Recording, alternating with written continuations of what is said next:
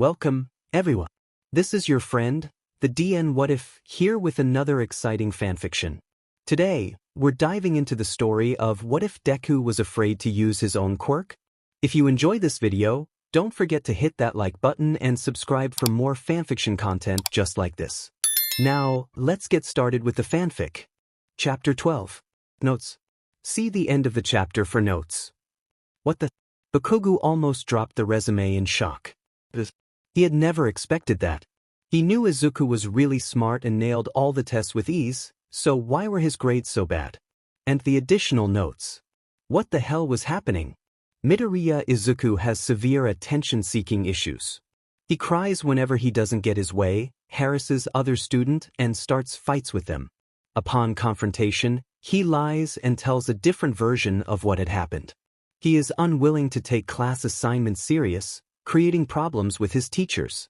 Upon being called out to the board, he refuses to stand up and doesn't respond when asked a question. Nezu was watching Katsuki's expression carefully, noticing how it shifted from a shocked expression to a furious one. After a while, he slammed the papers on the table. What the F dash? He whisper-shouted, shaking with rage. He couldn't believe it. He had been in the nerds class for as long as he could remember. And he never noticed before? This is not true at all. He told Nezu, shooting up in distress and almost knocking the coffee table over. Not true. Nezu muttered in disbelief and shock, before looking up at the spiky-haired male. You are telling me this isn't true? Bakugo just shook his head vigorously and made his way over to the door in a hurry. I gotta go. He shouted and the door fell closed. Nezu slowly turned back to observe his still steaming cup of tea, untouched. The resume was the most important piece of paper any student could get. Without a good resume you wouldn't be able to attend a good school and you certainly wouldn't get a good job. The teachers had written down such things on the green-haired boy's resume. Bakugo was saying that wasn't true, that information given to him was bullshit. So that left the teacher with a pile of questions. Why had those teachers done that? What had Midoriya done for the teachers to write that down? And why exactly didn't the boy speak up about that? With long, loud sigh, Nezu closed his eyes and massaged his temples. Isawa had been right after all. All might too. We have to do something and fast. Degree. She didn't? Mitsuki asked, eyes wide as she took in the information. Isawa shook his head and waited for the woman to say something else. The silence was quite unnerving, but the three heroes gave Bakugo's mom the time she needed to compose herself. I don't know, she finally spoke. Me and Inko-chan were best friends. Because of this, Katsuki and Izuku-kun were also best friends. We would meet up regularly, but after her husband left, I guess you could say she distanced herself. I haven't seen her for 9 years now, and the last time I saw Izuku-kun was 4 years ago. And even then, she paused and looked all of them in the eye, worry swirling in her deep red orbs.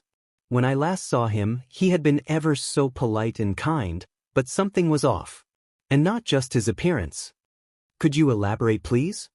All Might quietly, patiently asked the woman. The blonde-haired man still tried to sort all of the information.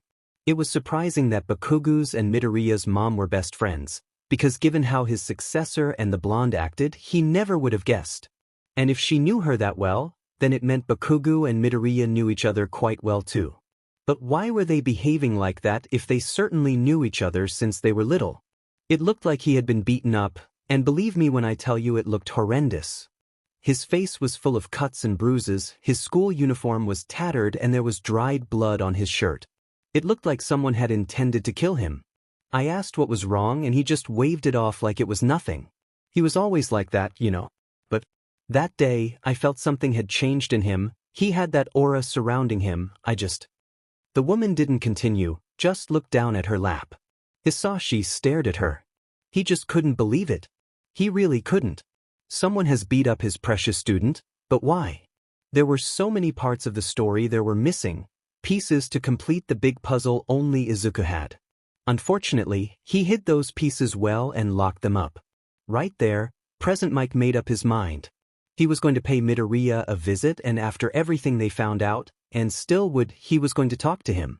And no one was going to step in his way. All Might certainly cared about the boy too, that was clear. But it wasn't the same feeling Shoyuta and he himself felt. Whilst All Might could have been a cool uncle for the boy, Hisashi felt a parental protectiveness over the boy. And he was sure Shoyuta did too. That's why hearing that he cut himself, it didn't sit right with him. Do you think it was someone from his school? This conversation almost seemed like an interrogation, with how Isawa was asking Bakugo's mom so many questions. Definitely. Mitsuki didn't seem to mind it though. In fact, she really appreciated those three talking to her about the small, green-haired boy. She was so worried for him, and if the heroes in front of her could help, she would gladly give them all of the information she knew. After finding out Midoriya's address, a precious piece of information they immediately saved on their phones, they bid their goodbyes and went to the Midoriya household, unaware of what they would find there. Degree. The door clicked shut and Rin breathed a sigh of relief, eyes glinting triumphantly. He held up a pair of keys and almost shouted out in happiness.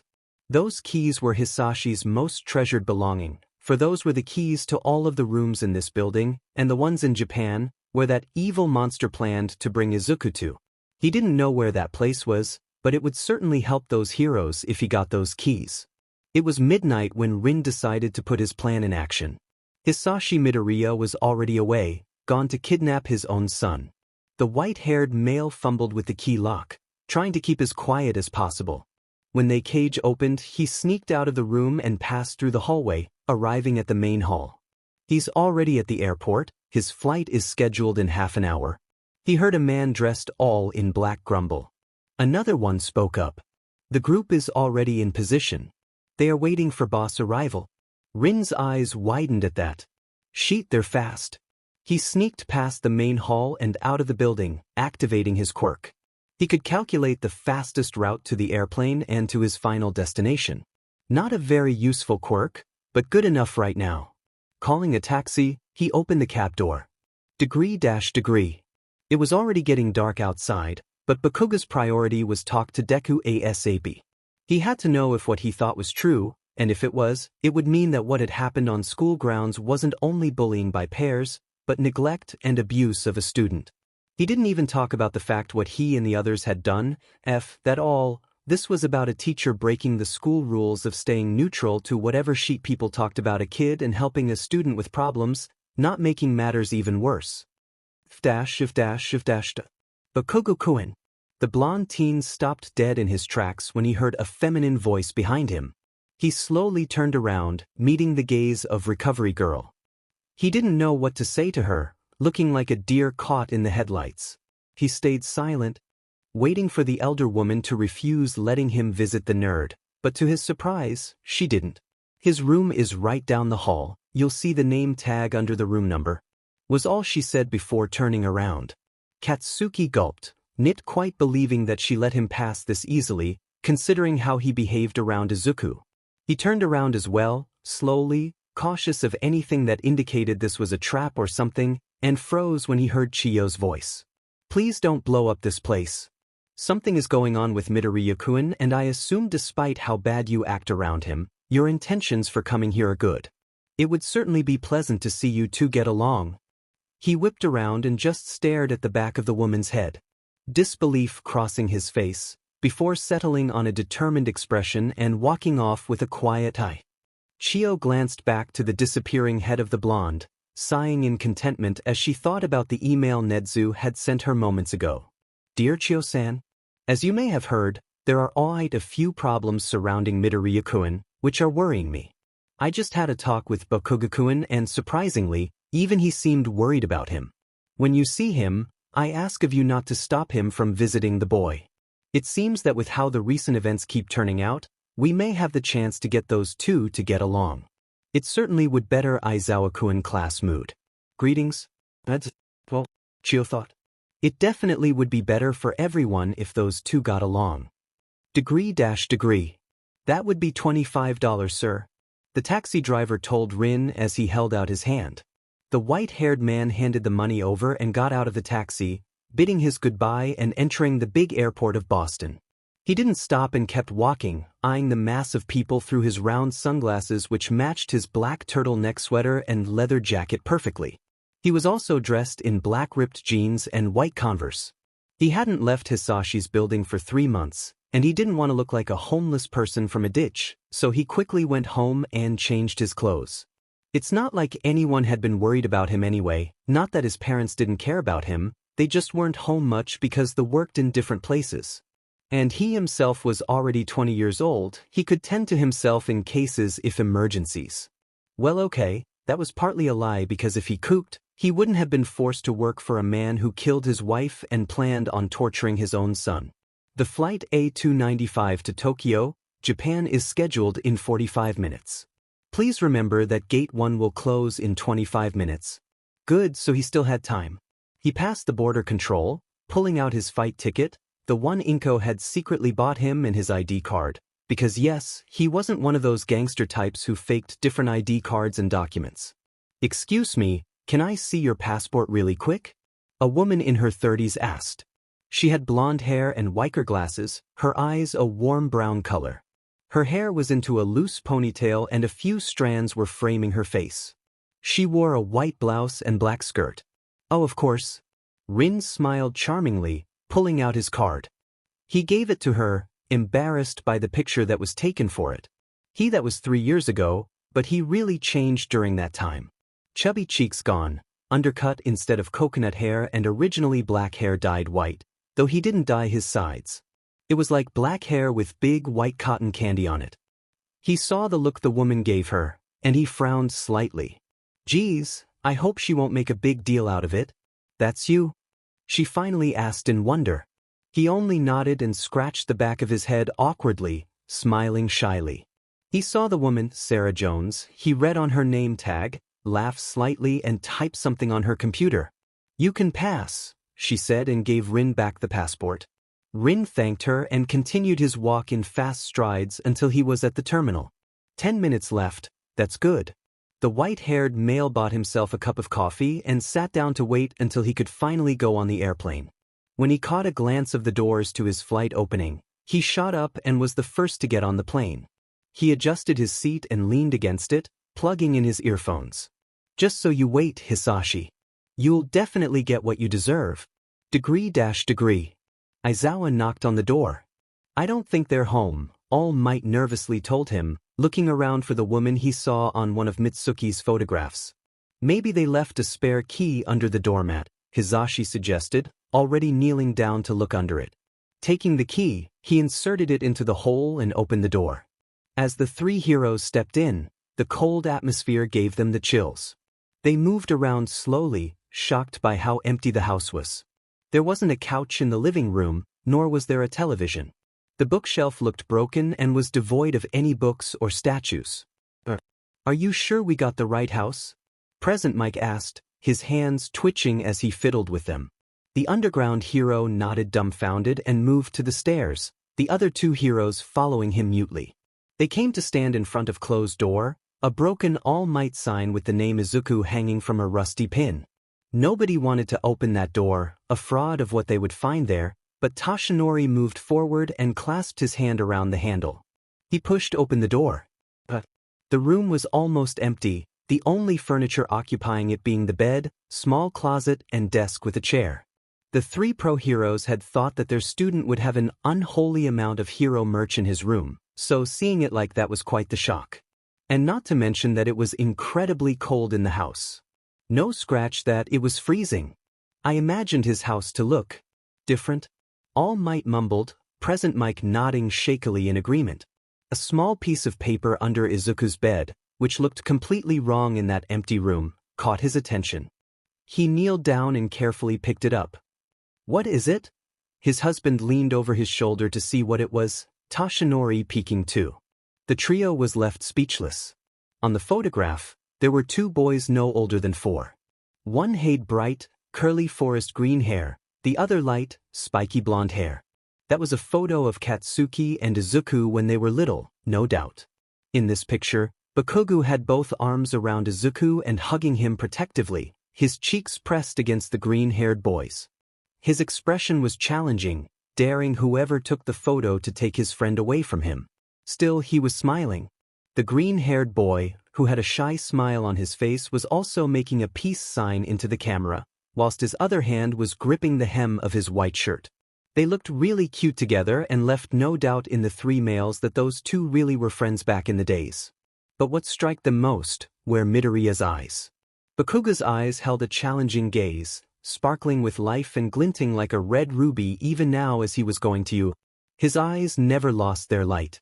But to see Midoriya's eyes so full of life, it physically hurt them to look at it, because they would always be reminded of the dull, almost gray orbs that decorated the freckled face now.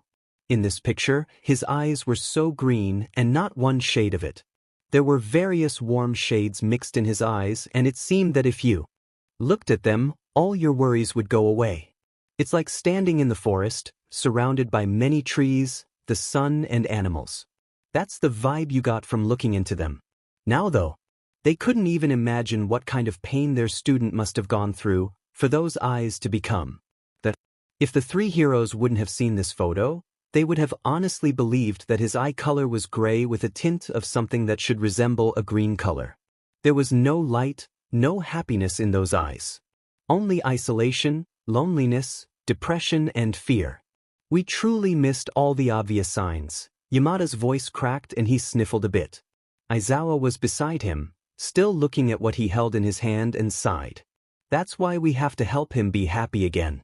Toshinori agreed with a quiet yes, and the three got lost in their own thoughts again.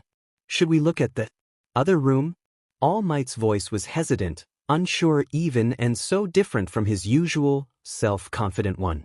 They didn't comment on it, understanding that it was really hard for the man too, and chose to just give a curt nod in reply. Toshinori's grateful face was proof enough that it was the right thing to do, to let him sort his thoughts out alone.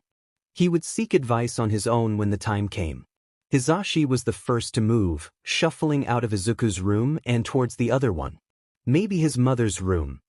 With the other two heroes standing close behind him, he pushed open the door and immediately took a step back in shock. The room was a mess. There were books everywhere, one of them burned at the edges, other ones were ripped and loose papers were lying on the floor. The walls had a few dents, the wallpapers were partly ripped off, and there wasn't any furniture whatsoever in this room. They saw old photo books, ripped pictures, blood specks on the ground, and everyone wondered just what the hell all this was supposed to mean, wondered what happened here and why everything was like this. Oh my god, the number one hero whispered, looking like he's going to be sick. Even Isawa looked appalled at what he saw, but he stepped in first, altoug reluctant. His hands were shaking slightly as he carefully picked up one of the notebooks and brushed with his hand over it. Hero Analysis Notebook for the Future PT7. The cover read, altoug, the words a bit smudged, and the notebook itself was ripped on a few places. The underground hero opened the book and gasped silently. Inside the book, on the first page, an accurate drawing of him was displayed. For someone who wasn't even supposed to see the hero, given that he was purposely an underground hero, the drawing was really accurate and lifelike. Beside the drawing, there were messily written notes, looking like they'd been written in a rush. Isawa started reading them. Meanwhile, Yamada sat down on the floor beside the photo book, putting it on his lap to look through it. He opened it and looked at the photograph, at the three pairs of eyes that were looking back at him. He instantly recognized the small boy as Izuku, who was laughing brightly as he made a heart form with his arms. The woman, no doubt his mother, was also doing heart signs with her hands. She was appealing, to say the least. Her eyes were the same as Izuku's, and the color of the hair too, except that she had straight hair. Then there was a man beside her. He had an arm around his wife and a hand was on his son's head. The man, he squinted his eyes and could make out the words Hisashi, Inko and Izuku. So the man was called Hisashi. And Izuku's mother was called Inko. Hisashi had, contrary to Inko and Izuku, black hair, curly, Yamada noted. That's where Izuku got his fluffy, curly hair from. Behind him, All Might took in the picture and smiled. That's a appealing family, isn't it? Yamada nodded and continued looking through the pictures, the number one hero sitting down beside him. There were many cute pictures in that book, most of them even containing baby pictures of Katsuki. Both heroes were in awe at the adorable pictures, But when they turned the page and saw a blank page, they frowned. Where are the other pictures? Hisashi questioned, turning a few more pages, only to find them empty. He tried looking for other picture books where more pictures would be, but couldn't. That was weird. This photo book contained pictures of Izuku up until the age of what must he 4 years old. No way those could have been the only ones. A book being slammed closed aggressively made present Mike and All Might flinch. They whipped their heads around to see Isawa fuming in the background. "You okay, Shoyuta?" Yamada questioned, but his question got ignored as Isawa started muttering lowly. "I really underestimated that problem child's abilities. If that is notebook PT7 and I just saw number 12 on the floor, then this should have been written some time ago, definitely before he got into UA, so how did he find all of that information? I am supposed to be an underground hero, and if he found out all this, do I need to be more cautious around the villains I'm fighting against? No, nobody has ever dash. Shoyuta." That seemed to pull the underground hero out of his thoughts as he turned around to look at his husband. His eyes showed pure confusion, and just as the blonde-haired man was about to continue, Isawa threw something at him. Catching it, Yamada stared at the notebook in his hands. "Read" was the only instruction he got from the black-haired male, before he turned back to the pile of books and started collecting them for later purposes. Hero Analysis Notebook PT. Well, let's take a look. The two heroes opened the first page and started reading, with each line the smile leaving their faces, replaced by shock and confusion, just as Aizawa's expression had been. After a while, he closed the book and just stared. "That's Aiz. His analytic abilities are no joke," Toshinori said, completely serious. If all that formation Izuku got was about an underground hero, how much did he write about heroes that lived in the spotlight? Shoyuta finished stacking all the notebooks, only the 13th one remained in his hands. He traced the burns carefully and opened one of the pages. "What's that?" He suddenly turned and held out the book for All Might to see. Said man paled and rubbed the back of his neck sheepishly. "Well, I met him before UA when I saved him from that slime monster. That's when I signed this book." The other two males looked at the number 1 hero blankly until Aizawa closed the book and held out the cover for him to see. "Slime monster, you say? So that beast had a type of fire quirk." Yamada's mouth opened as he gasped and his eyes widened slightly. Holy shit, what the F happened? All eyes were on Yagi now, who looked at the book in thought. It was already like that when I met him, but back then, the book was wet too. I don't know what happened to it. And they left it at that, intent to find out who did this and why.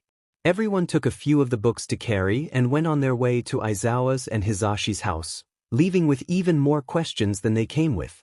Degree. Bakugo stopped in front of Midoriya's hospital room, thinking of what he would say. Sheet, he didn't even think about what to start with before coming here. His feet automatically started running. Well, not that it mattered now, he was already here, so he'd have to talk to his childhood friend. He'll just improvise. Katsuki knocked on the door once and stepped in. Slowly, hearing the conversation, Izuku and someone else had abruptly stopped. Slowly lifting his head, the spiky-haired blonde locked eyes with a confused and slightly scared Izuku and a very angry and annoyed-looking Shinso. "The F are you doing here?" the purple-haired guy said, moving a little closer to his friend. Bakugo was about to respond when the small boy spoke up. It's okay, Shinso. Give us a few minutes, okay?" He certainly did not miss the scared and unsure look Izuku gave him despite the smile, and was hesitant to let him go. But after another nudge from the freckle-faced boy, he sighed and stood up, making his way over to the blonde. Hitoshi gave him the nastiest glare he could muster and left the room without waiting for a response. "That fucker just dash," Bakugo lowly muttered, clenching his fists as not to storm out of that door to pick a fight with the purple-haired bee. But he retrained himself and took a deep breath, turning back to the boy on the hospital bed. His eyes widened at the way Izuku was sitting tense and shaking slightly. Bakugo's eyes darkened with guilt and shame. He was the cause of all this. He made his childhood friend be a fraud of him. How could he have let that happen? Both boys just stared at each other like that, afraid to make a sound. Then Katsuki cleared his throat, making the green-haired boy look up at him again in slight panic. Can we talk?" "Notes. back with another chapter. Hope you liked it. Chapter 14, Chapter 13. Notes. See the end of the chapter for notes. Can we talk? Bakugo shifted from one feet to another, avoiding his classmate's gaze as he waited for an answer. Izuku actually seemed to contemplate it. He was afraid of Bakugo. He didn't know if he would lash out, should Izuku say something offending, or if he'd hit him or burn him again like in middle school. They were alone now, nobody here to step in should something happen. Suddenly, having Shinso here hadn't seemed like a bad idea. And still, as he saw the blonde boy, his childhood friend and first love, his gaze softened just the tiniest bit. He came here to talk, didn't he? And Shinso was just right down the hall, if something happened. How can I even still love him after all that? He didn't know, he just did. Maybe it was the fact that Izuku knew Bakugo had a soft side to him, that he could be kind and loving. And besides, Bakugo was his image of victory, everything he ever wanted to be. That's why he answered with a soft okay and waited for the blonde to continue. Said male slowly, as if being careful not to scare him any further, moved closer to the bed and stopped right in front of him, quietly taking a seat beside the green-haired boy. Izuku wondered what happened to make Bakugo so subdued and calm. He expected the boy to shout or hurt him, but right now, the spike-haired blonde only sat beside him, not doing anything else. Katsuki took a deep breath and looked up, face determined and something akin to worry in his gaze. I read your resume. He started and Izuku's eyes widened in shock. He couldn't have found out, could he? I don't know what happened, but Aizawa-sensei sent me to the principal, who gave me that resume and asked me to read it and say if it was true. Izuku started shaking slightly, every single word coming to mind that has been said to him by those teachers and what they had done. Wasn't that piece of sheet the one you didn't want to find out what happened? Well, you did a good job, huh? What the F dash, Deku? Bakugo wanted answers, he wanted them now. But to his dismay, Deku just stared at his lap, his ears red. It was awkward, the both of them sitting here when they haven't had a normal conversation in almost 11 years, except for the one they had some time ago when Izuku ran out of the cafeteria. And even then, it was Bakugo shouting and the other boy defending himself. Now that the both of them had the chance to talk everything out, to move on from their past childhood friends turned bully and victim relationship to something else. But as Izuku was sitting here, he realized that no matter what his childhood friend would say today, forgiving him, should he even try apologizing, would be ridiculous. Izuku loved Katsuki, but at the same time he hated him and was scared of him. For everything he'd ever done, for the way he'd left him alone and then started hurting him, breaking all their made promises. Bakugo was one of the main reasons Midoriya wanted to kill himself, woke up feeling like shit, had all those insecurities and mental problems. All because of the person that sat before him and tried to find out what happened with those teachers. Kaken on the other hand was close to losing his temper. He hated not getting the answers he wanted, but being answered with silence was worse, and right now, that's what the nerd was doing. But he willed himself to calm down, because outside the door, Shinso would certainly hear them and call a pro-hero. That was the last thing he needed. None of the two spoke, and outside, the streets were empty and quiet. It was already night time, the moonlight lighting up the whole room, seeing as the lights were off. Why do you care? Katsuki's eyes were as wide as saucers as he heard the counter-question he just got. He couldn't believe it. When had Deku grown a dig to talk back to him like that? He hadn't expected this. He thought Izuku would straight up answer so he could go again, his mind chickening out on the opportunity to apologize to the freckled boy. As Bakugo lifted his head, he was stunned by the look of coldness and hate he was getting. Of course there was nothing that could hide the undeniable fear in those green eyes, but the dead, gray eyes were overwhelming him at the moment. Wait, what? His eyes are gray? What's wrong with your eyes? The spiky-haired blonde moved fast and sat down on the bed, putting a finger under Izuku's chin to make him look up again. The flinch he got made something cold settle in the pit of his stomach and he gulped hard. It became apparent now just how much the green-haired boy feared Katsuki. Guilt flooded his mind, but he forced it to the back of it to concentrate on what was important right now. He put a finger under his childhood friend's chin yet again, getting the same reaction, but this time he did not JRK away. Bakugo forced Izuku's chin up and for a moment everything stilled. Katsuki's heart stopped and he shifted back in disbelief. What he just saw? What did he just see? Izuku's eyes were completely dead and blank. Gone were the various shades of green that he had loved when he was younger, when Izuku was still his friend. Right now, his eyes reflected so much pain, desolation, horror and fear that it physically hurt him to look at and he involuntarily flinched back a bit. But why are your eyes gray? He whispered as soft as he could manage, shaking his head in denial. Izuku only looked away, eyes glazed over with unshed tears. He couldn't look the blonde in the eyes, refusing to answer this question. If only he knew. Deku, what happened to you? As fast as an arrow, Izuku's eyes found Katsuki's, and never had he seen them look as angry as they were now. The tears started falling one by one and the green-haired boy did not make a move to wipe them away. How can you ask something like that?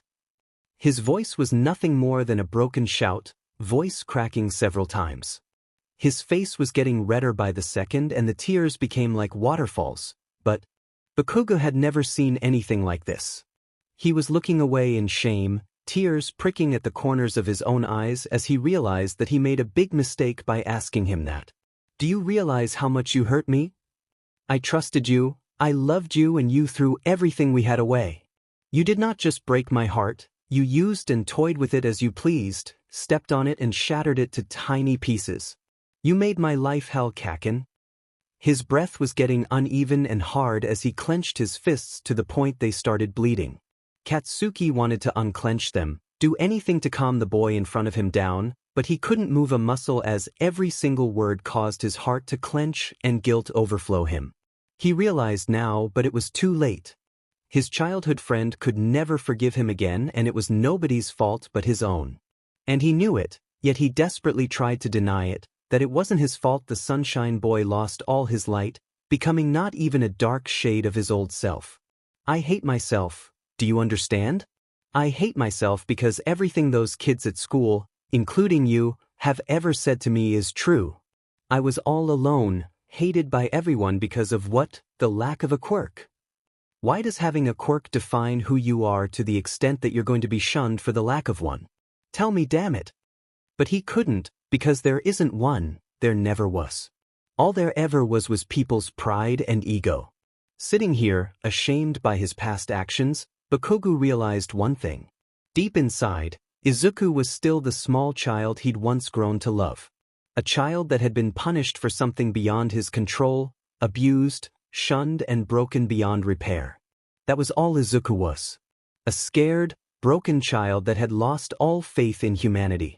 And right then, despite his unforgivable actions, Katsuki made a promise to himself to bring back the boy he loved when he was younger and made the promise to marry him, to apologize and redeem himself. Right now, forgiveness was unimaginable, so he couldn't say anything about it. It would just be as if all the words Izuku was shouting were a joke, were he to apologize now. He couldn't do that to him. Izuku's words became broken wails as he dissolved into tears completely, slapping Kaken's hands roughly away when the blonde tried to comfort him. Just go away if for now, he whispered, and Bakugo could do nothing more but obey. Looking over his shoulder one last time, he quietly left the room, tears trailing down his cheeks upon closing the door as he heard the muffled sobs echo in the room. Degree.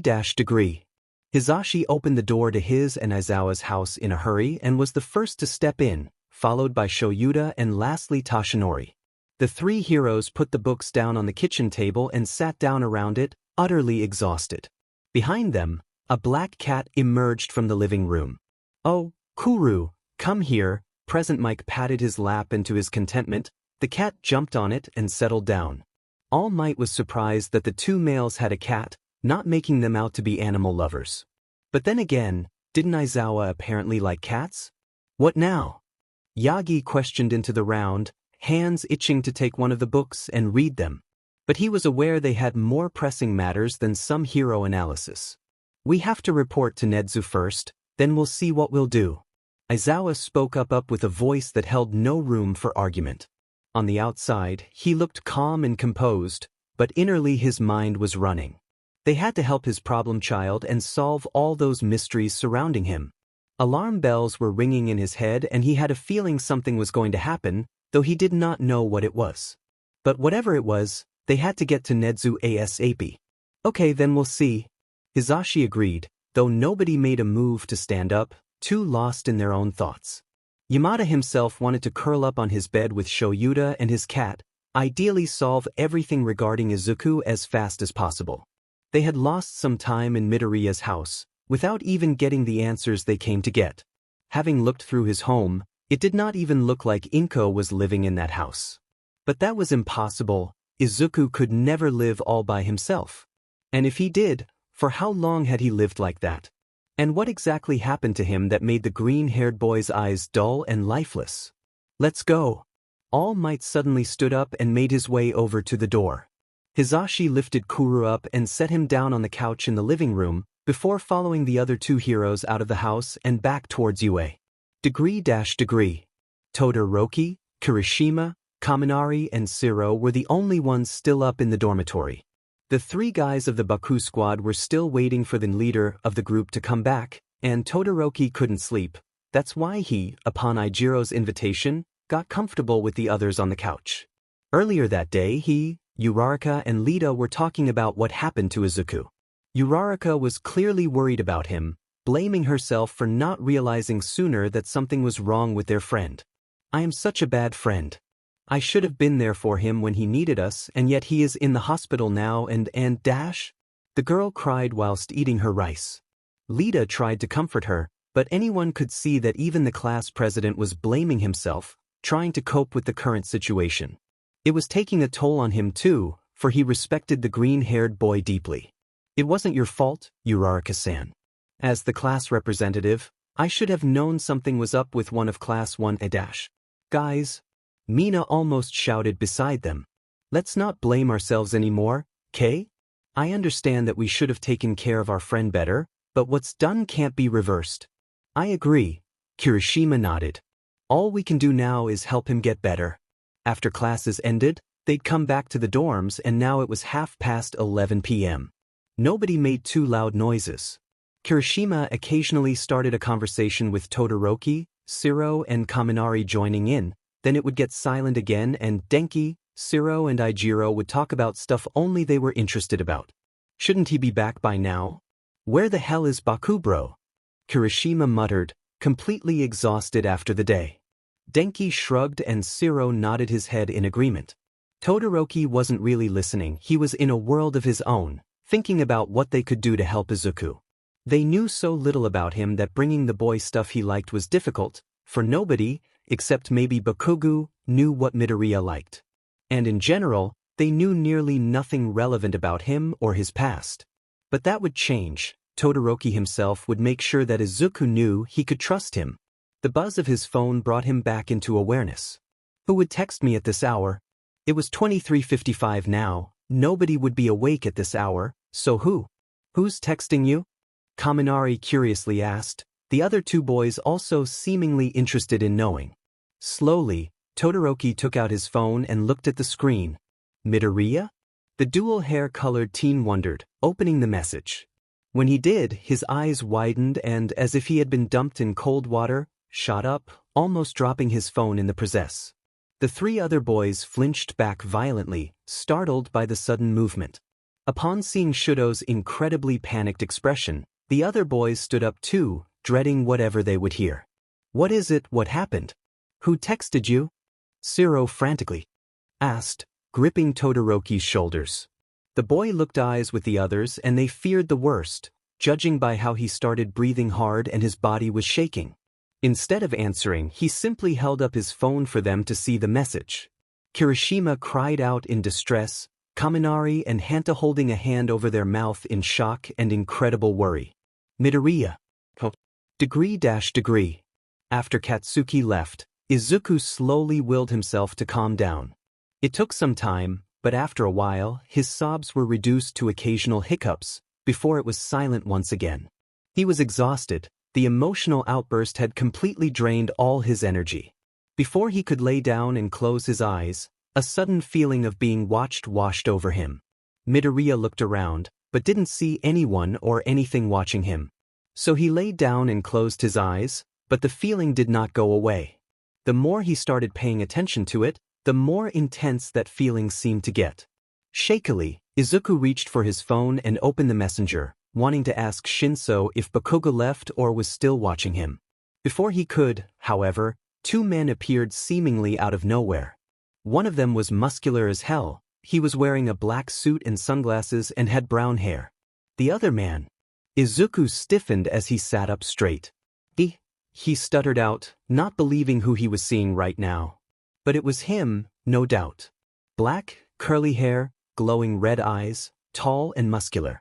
Standing before Izuku was his own father, Hisashi Midoriya, a father who abandoned his son due to the lack of a quirk. Izuku was terrified of seeing his father here. He has changed. Gone were the kind eyes, instead replaced by terrifying evil ones that glowed with malicious intent and the promise of death, and he had many scars on his face, indicating that he fought many fights. The smirk on his face contrasted completely the deadly aura he was surrounded by, and with each second they stared at each other, Izuku was afraid he would suffocate from the tension. "Hello, son. Long time no see." As the two men crept closer, Izuku repeated in panic, blindly tapping on a number and typing in the words help, before a hand covered his mouth. Izuku let out a discreet, terrified scream before the hand clamped down on his mouth. The last thing he saw before everything turned dark were the eyes, ruby red, glowing eyes that held amusement and murderous intent in them, a distorted sneer and the words, "We'll have so much fun together, Izuku." Within an eye blink, they were gone. The room was left empty and cold. The only indication that someone had been there was the phone on the bed, which started ringing. The caller ID read Todoroki. Degree. Kigo Takami was at home, sitting in his working room. There was a big monitor attached to the wall, in front of it a dark mahogany desk, where piles and stacks of papers and files were loaded. A few pens were scattered across that desk and a cup of coffee was standing neatly on the left side of it, a chocolate donut placed right beside it. The wall opposite to the monitor held a big map with many different pictures of a male pinned to it. There were dots and strings connected to each other, light yellow pieces of paper with information scribbled on them also pinned to the wall. One of the notes read as followed. Villain Phantom Flame. Real name, unknown. Age unknown. Relatives unknown. Appearance unknown. Quirk, fire, unknown what kind. Victims, 356. Additional notes. Leaves victims burnt to a crisp, deformed and almost unrecognizable. Disappears and appears like a phantom, hence the name Phantom Flame. Most wanted villain in America. Seen a few times in Japan, meaning he has a residence in the country / is Japanese. The other notes were also all about the same villain, the photographs showing all of his victims and possible connections they had with one another. In the center, a single picture of a man was seen.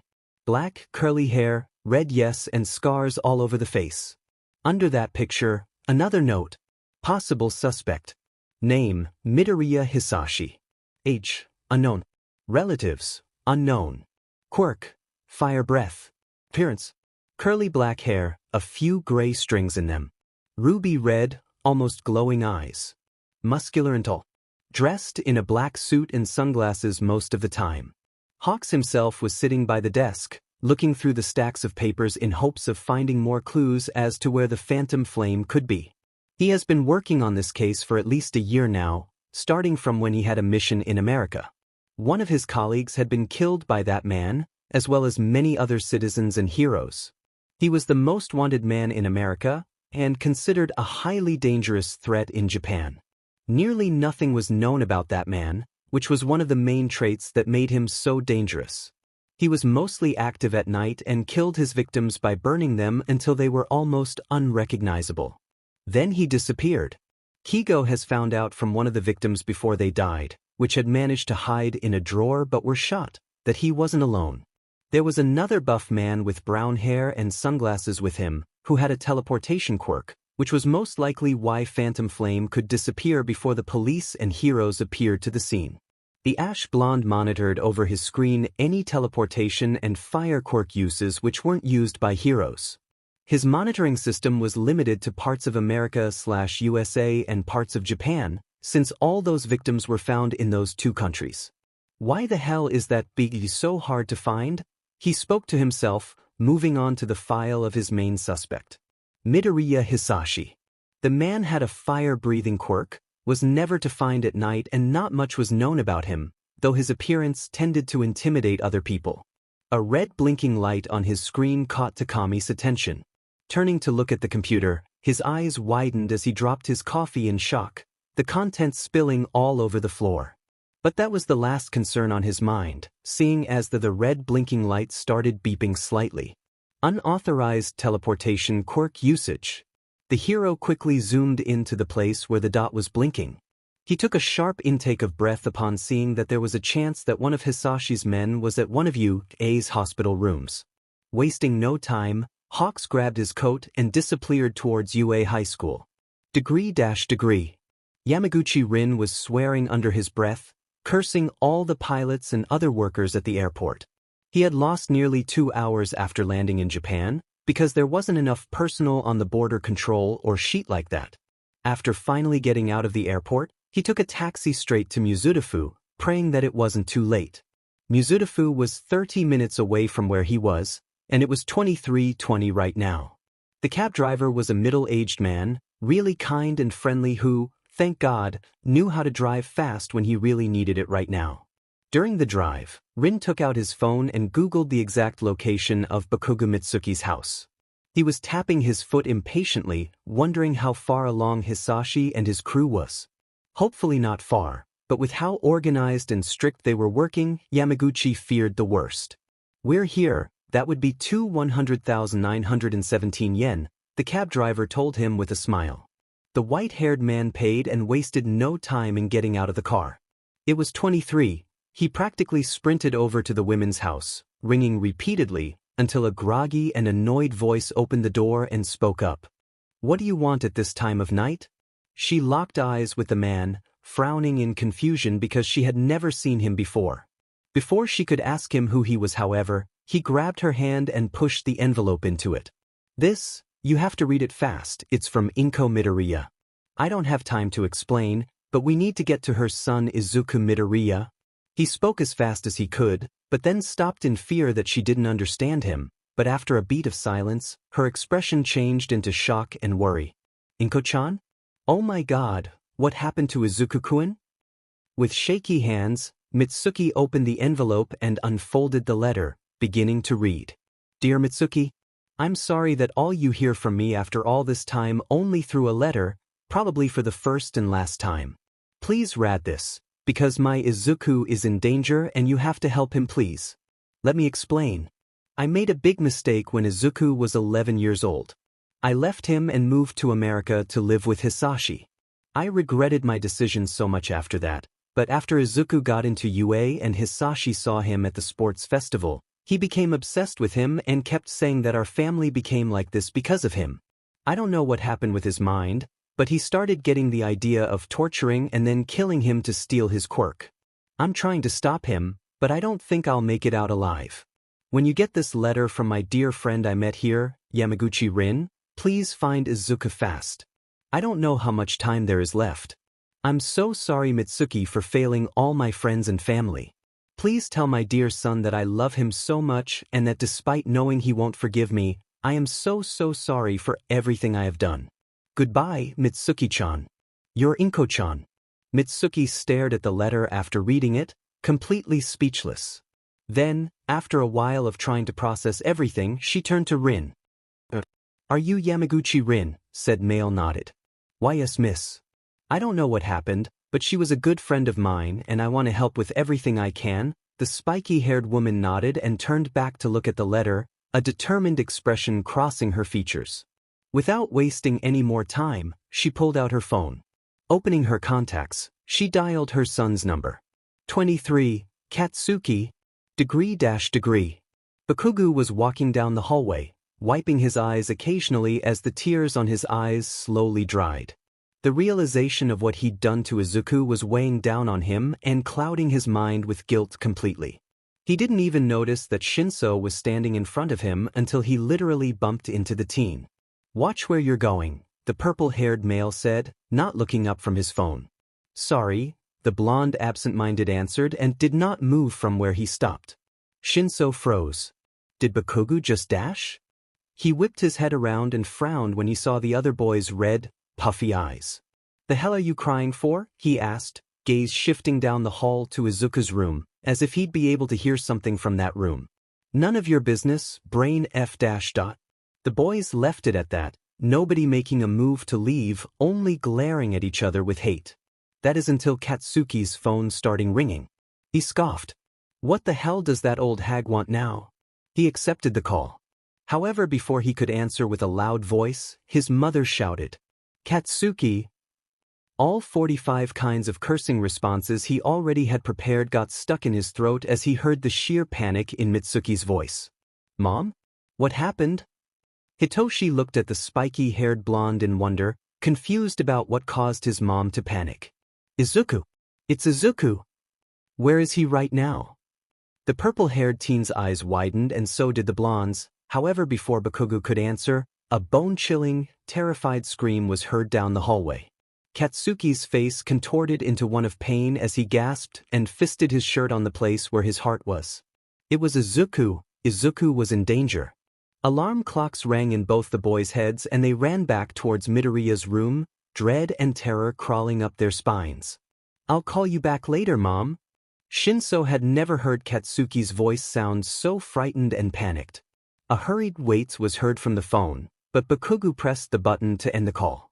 They sprinted even faster now, Hitoshi slamming open the door upon reaching it. "Izuku!"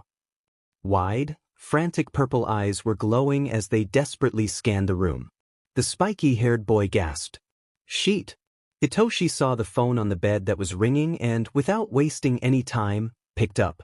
Immediately, Todoroki's alarmed voice was heard. "Izuku? Degree. The three heroes were running towards Nedzu's office after making sure the mammal was still there. With everything they'd found out, it was to be discussed first, and then all of them would work out a plan. The hallways of UA High School were deadly quiet, and after coming to stand in front of the office, they knocked on the door. After hearing a yes, all of them entered. The first thing they saw was that the principal was still sitting on the couch, his cup of tea surprisingly still full, but no steam was coming from it, which meant that the tea was cold. That alone left an uneasy feeling in the heroes, because Nedzu's cup of tea was always hot. "And Nedzu-sen?" Present Mike asked hesitantly, afraid of startling the mammal. He was met with silence, and Yamada was about to ask again when he spoke up. "Yes?" His voice was quiet and lacked any emotion. It was strange to see the cheerful and happy principal like this, for he'd never sounded like he sounded right now. Nedzu cleared his throat as he really seemed to become aware of the fact that there were 3 people at the door. "Take a seat, you 3. The trio shuffled inside the room. AMD sat in front of the other. They saw Izuku's file on the desk, opened at the page they had seen before.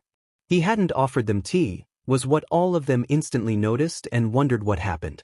Well, whatever was occupying the mammal's mind was pushed back as Isawa, Yamada and Toshinori saw him take a deep breath and compose himself. "I talked to Bakugo-kun and he said that this file here is not truthful. Therefore I will instigate this case myself with the help of you 3, and additionally I will ask Detective Naomasa and the police to help with this case. It is not a simple matter of bullying. If this file really is fake, then this is a serious matter of breaking the law, and the teachers responsible for this will have a lot of problems." The 3 heroes nodded and were just about to report what they saw in Izuku's house, when the door flew open and a man barged in. "Principal Nedzu. Where is the medical ward of UA?" All 4 males were stunned by the sudden appearance of the man. He had ash-blonde hair, gold-brown eyes, and on his back, they saw 2 large, red wings. The man was dressed in his hero costume. "Takami-kun, to what do I owe this sudden visit?" There was no happiness in this question. Nedzu was dead serious, especially when seeing Hawks, who was usually also very cheerful, so frantic. The hero's mouth opened when the 5 people heard footsteps running towards them. "Nedzu-san, we have a problem." Kaminari and Siro were breathing heavily, having run all the way there from UA's dormitory. Isawa raised an eyebrow at the sheer panic in his student's eyes and stood up. Kaminari, Shiro, what are you doing here? The duo blinked as if only now realizing they weren't the only ones in the room and gasped Louis when they saw their homeroom teacher. Aizawa-sensei. It's Midoriya, something happened to him. He sent Todoroki a message saying help, and when Todoroki called back, Shinso answered the call and said that Midoriya just disappeared. Silence. What? Notes. Back with another chapter soon. Had some kind of all-nighter/writing marathon, so here is the result. I actually didn't plan on adding Hawks to this FIC, but I really needed another party to help find Izuku when was going to get kidnapped, so I just added this precious hero. Hope you enjoyed. Comments are always welcome. Chapter 15, Chapter 14. Notes. See the end of the chapter for notes. What? All Might and Present Mike shot up. Nedzu dropped his cup and Hawk's eyes narrowed in confusion, trying to make sense of who they were talking about. After Kaminari's outburst, the tension skyrocketed as everyone had to stop and process what the student shouted. Aizawa couldn't comprehend at first, the words sounding like a foreign language to him. Midoriya was gone. His student was gone. His problem child was gone. Hadn't he gone through enough already? There were so many mysteries surrounding the boy, so many problems that had to be solved, and right when Aizawa and the others were beginning to discover what was going on, he was suddenly gone. It took some time for them to finally make a move, and when they did, everything erupted in chaos. Everyone, to the medical ward. Kaminari and Shiro were the first to run, followed by Hawks, Present Mike, Aizawa, Nedzu, and All Might. The older hero himself was panicked, not understanding how something like this could have happened in a place like UA. Wasn't the school supposed to be safe? His chest felt tight all of a sudden as endless possibilities crossed his mind. His successor was kidnapped by the League of Villains. His successor jumped out of the window in panic when he saw something inside and disappeared. Someone, other than the League of Villains, kidnapped him for his quirk. Someone wanted to get information about UA out of him. He was abducted and about to be killed. He was already dead. Toshinori refused to let that happen. The boy was like a nephew to him and had so many problems surrounding him, he definitely needed help. And the issue about what happened at USJ was still unsolved. As everyone came closer to the hospital room, they heard angry shouts and cries. Bakugo was on his knees, touching the place where his heart was, while Kirishima was beside him, a hand on his back. Opposite to the two, Shinso was sitting on the floor, propped up against the wall as tears fell down his eyes and he fisted his hair. He was shaking his head and his face was too pale to be considered normal. Todoroki was standing by the left side of Shinso, forehead against the wall as he had his eyes closed and tried to stop his hands from shaking in rage and despair. He had his phone in his right hand, and just as he was about to slam it against the opposite wall, Present Mike grabbed his arm and slowly lowered it, making sure the teen would calm down. It's okay, Todoroki, let's sort this out, okay? The teen slumped against Yamada and just stared at the floor as his eyes glazed over. Aizawa rushed to Shinso, hands hovering over the teen, but reluctant to touch the boy. Shinso? But the teen didn't hear him, his eyes unfocused and terrified. How could he have let that happen? He had been just down the hall, waiting for Bakugo to come out of the room so Hitoshi himself could go back again, and right when he was about to go back, right in that FNG moment, the blonde gets a call saying they should check on him. Next thing they knew, he was gone. It was all his fault. And now his friend was gone, kidnapped, maybe even dead by now, and they wouldn't even know. If he had been a bit faster, if he had only been smarter and waited outside the door despite the green-haired boy's protests, everything would have been all right. But no, he just had to F up and get Izuku in danger. It really was all his fault, and his fault only. He was an awful friend and didn't deserve forgive. Shinso, snap out of it. We can't do anything about the situation if you don't tell us what happened.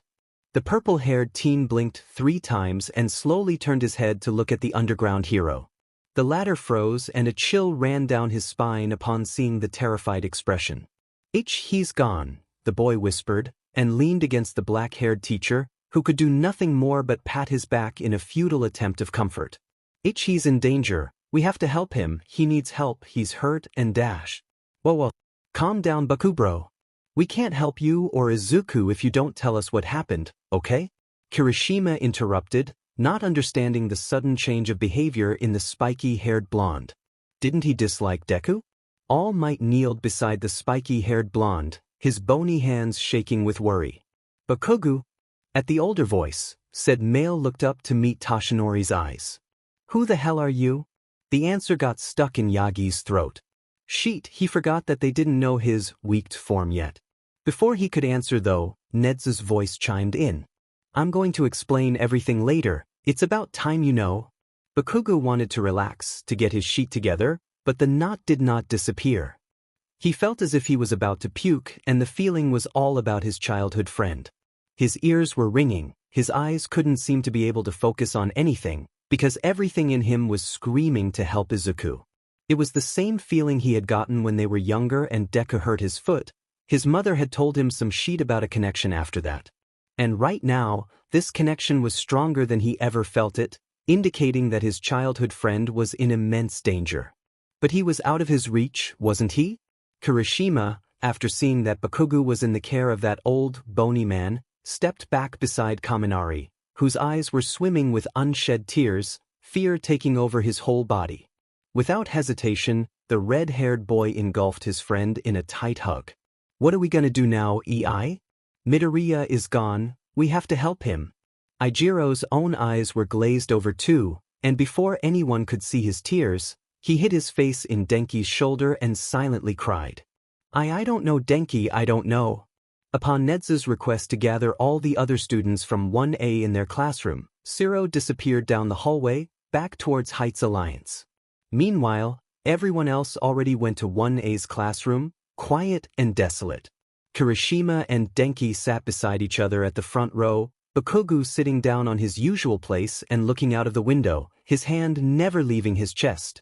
Shinso, who had still not stopped crying, sat down on Midoriya's chair and thought about what his friend had told him, trusted him with. Hitoshi felt honored, of course he did, because Izuku was the only student whom he really respected. And to know that he was the only one that knew about his real quirk. He was determined. If Midoriya wouldn't tell anyone about it, he wouldn't as well. A secret as big as this one shouldn't openly be talked about anyway. Isawa, for once, wasn't sleeping in his yellow puffy bag while waiting for the rest of his students. He was pacing back and forth across the room, cursing all the security systems in UA.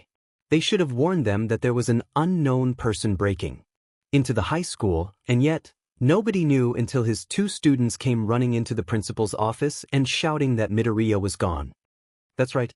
He was gone, kidnapped, taken by some mysterious person that no doubt was hurting his student. Where is Deku-kun? The door opened and Uraraka was the first to step in, looking sick with worry. Beside her, Ida fared no better. He wasn't wearing his glasses and his brows were furrowed in anxiousness.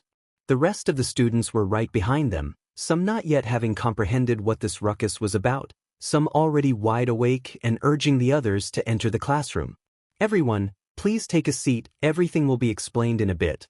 They heard Nedzu's loud and stern voice, and without any complaints, did as they were told. Uraraka practically ran towards Todoroki, who was sitting quietly on his seat with his head down. Todoroki-kun, are you okay? The girl asked and laid a hand on the boy's shoulder, noticing how he was trembling slightly. Shudo didn't give her a verbal reply, but shook his head and gave her a hard look. Until his friend would be found, nothing would be okay. Is everyone here now? Present, Mike asked, glancing at the clock which read 0:32 a.m. Ida answered with a short yes after looking around and seeing that everyone was there. Good. Nedzu sat on the teacher's desk and clasped his hands together, his constant smile gone and replaced with a deep frown. Then let us begin. The reason we have called you here at this hour is because something grievous has happened and we need to think of our next steps. Next to speak was Isawa, who looked worse for wear than they'd ever seen him. Gone was the indifferent and bored expression the homeroom teacher wore in their presence, replaced by a frantic and anxious one. To all of you who haven't been present at the time it happened or don't know yet what happened, Shoyuta spoke, eyeing 6 students in particular, before continuing. Midoriya Izuku has disappeared from his hospital room approximately half an hour ago. Everything erupted in chaos once again. What do you mean he disappeared? Where is he now? How could he have disappeared if it is a secure place? How do we find him? Shinso abruptly averted his gaze again to look out of the window, eyes glazed over. Todoroki looked down and clenched his hands to fists, hating to see how they were trembling.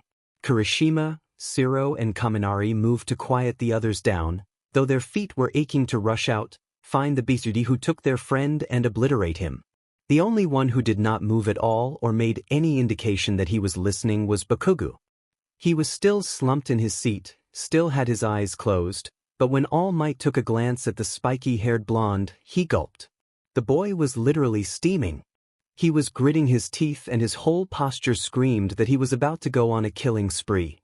His hands were making tiny, almost unnoticeable explosions, but if he had the opportunity, he would have blasted all those loud and annoying extras away. Couldn't they be quiet so they could finally do something? And you woke us up only because of that? Bakugo's mind came to an halt in a split second and his anger skyrocketed. What dash? Slamming his hands on his desk, everyone shrieked when the table took the brunt of Katsuki's fury and split in many, tiny pieces. What the hell did you say, Grape F dash? Waltzing over to the terrified teen, pervert, he grabbed Mineta by his shirt and lifted him up.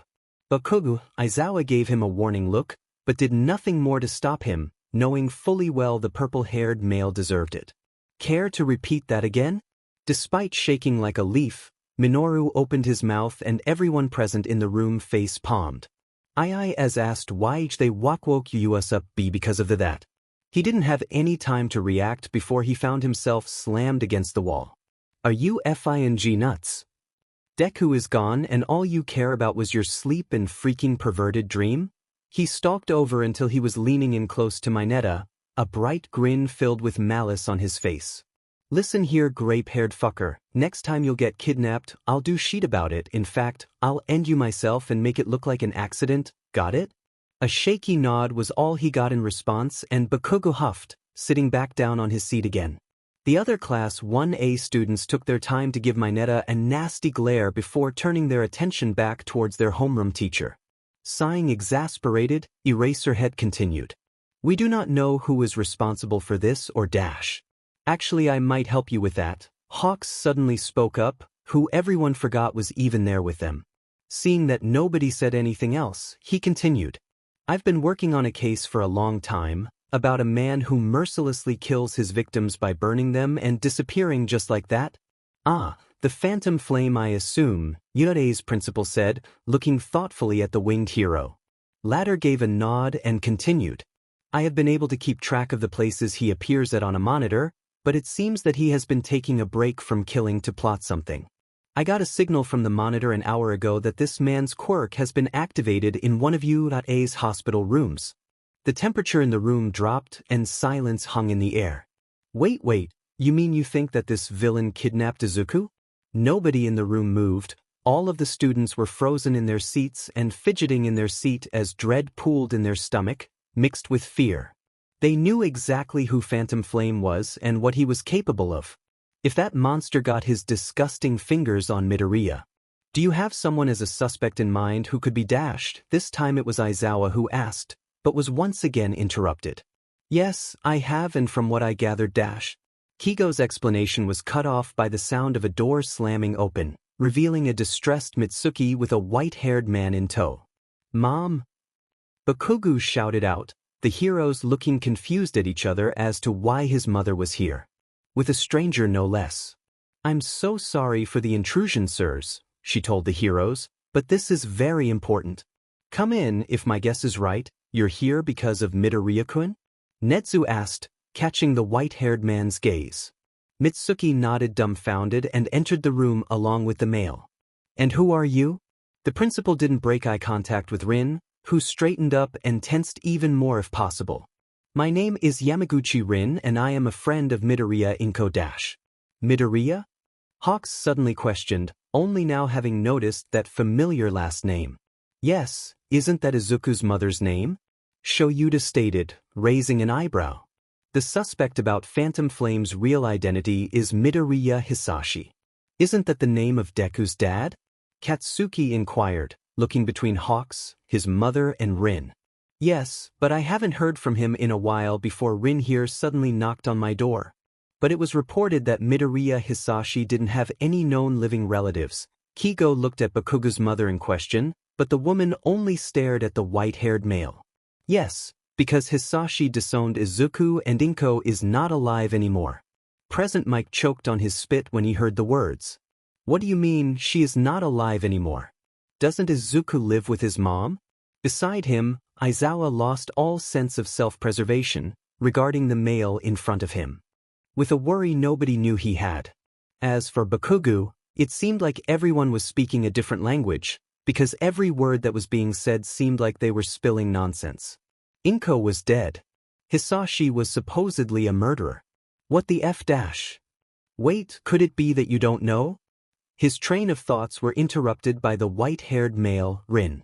Every student felt out of place in their own classroom for the first time. It seemed as if they were intruding in their classmates' personal life, but maybe it was for the best. Their friend had suffered long enough and it was time they'd help him. Did not know what? Toshinori slightly stuttered, hands fidgeting and eyes darting from everyone nervously. He didn't know what was going on with his successor, and the truth they were about to find out appeared to be much worse than they originally had dared to imagine. Yamaguchi pursed his lips and studied every one of the heroes for a second, then turned uncertainly towards the kids and then directed his eyes back towards Toshinori. Inko abandoned Izuku when he was 11 to live with Hisashi in America, and was killed by him. The sudden stillness in the room was unnerving. Isawa, Yamada and Toshinori were looking at each other in disbelief, their faces almost white with how pale they were. Uraraka abruptly stood up and stumbled back. "Sensei," she stuttered, tears filling in her eyes. "Why didn't we know that? We're supposed to be his friends and he didn't trust us enough to tell us something as important as this." Shoyuta only looked down in guilt and shame. It was all his fault. His attitude of indifference and lack of attention towards his student's problem was the whole reason the boy was gone now. If only he had paid attention to him more in the beginning or shown him that he cared, anything that could have assured his problem child to come to him when he needed someone, then he would be with them now and not God knows where.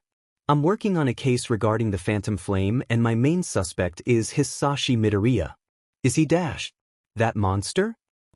"I've been forced to work for him for quite a while. That's where I met Inko." Nodding thoughtfully, Hawks averted his eyes from Rin and towards Nedzu.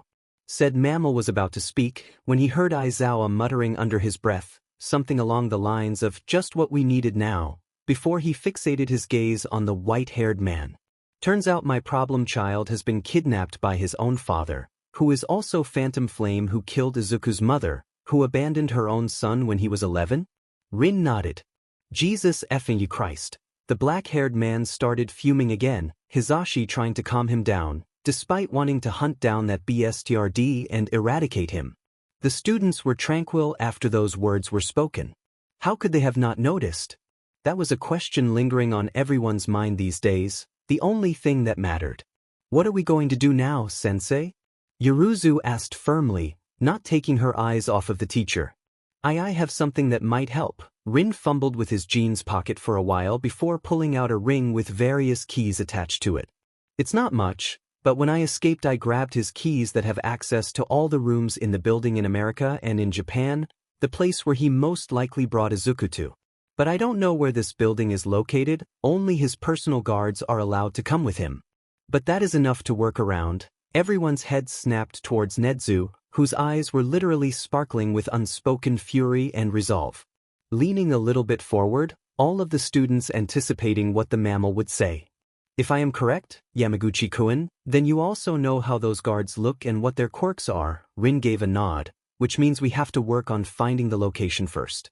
After that, we'll split into 3 groups. The observation group, the attack group and rescue group. The observation group will go into the building first and watch out for anything important, for example the exact number of people that are in this building.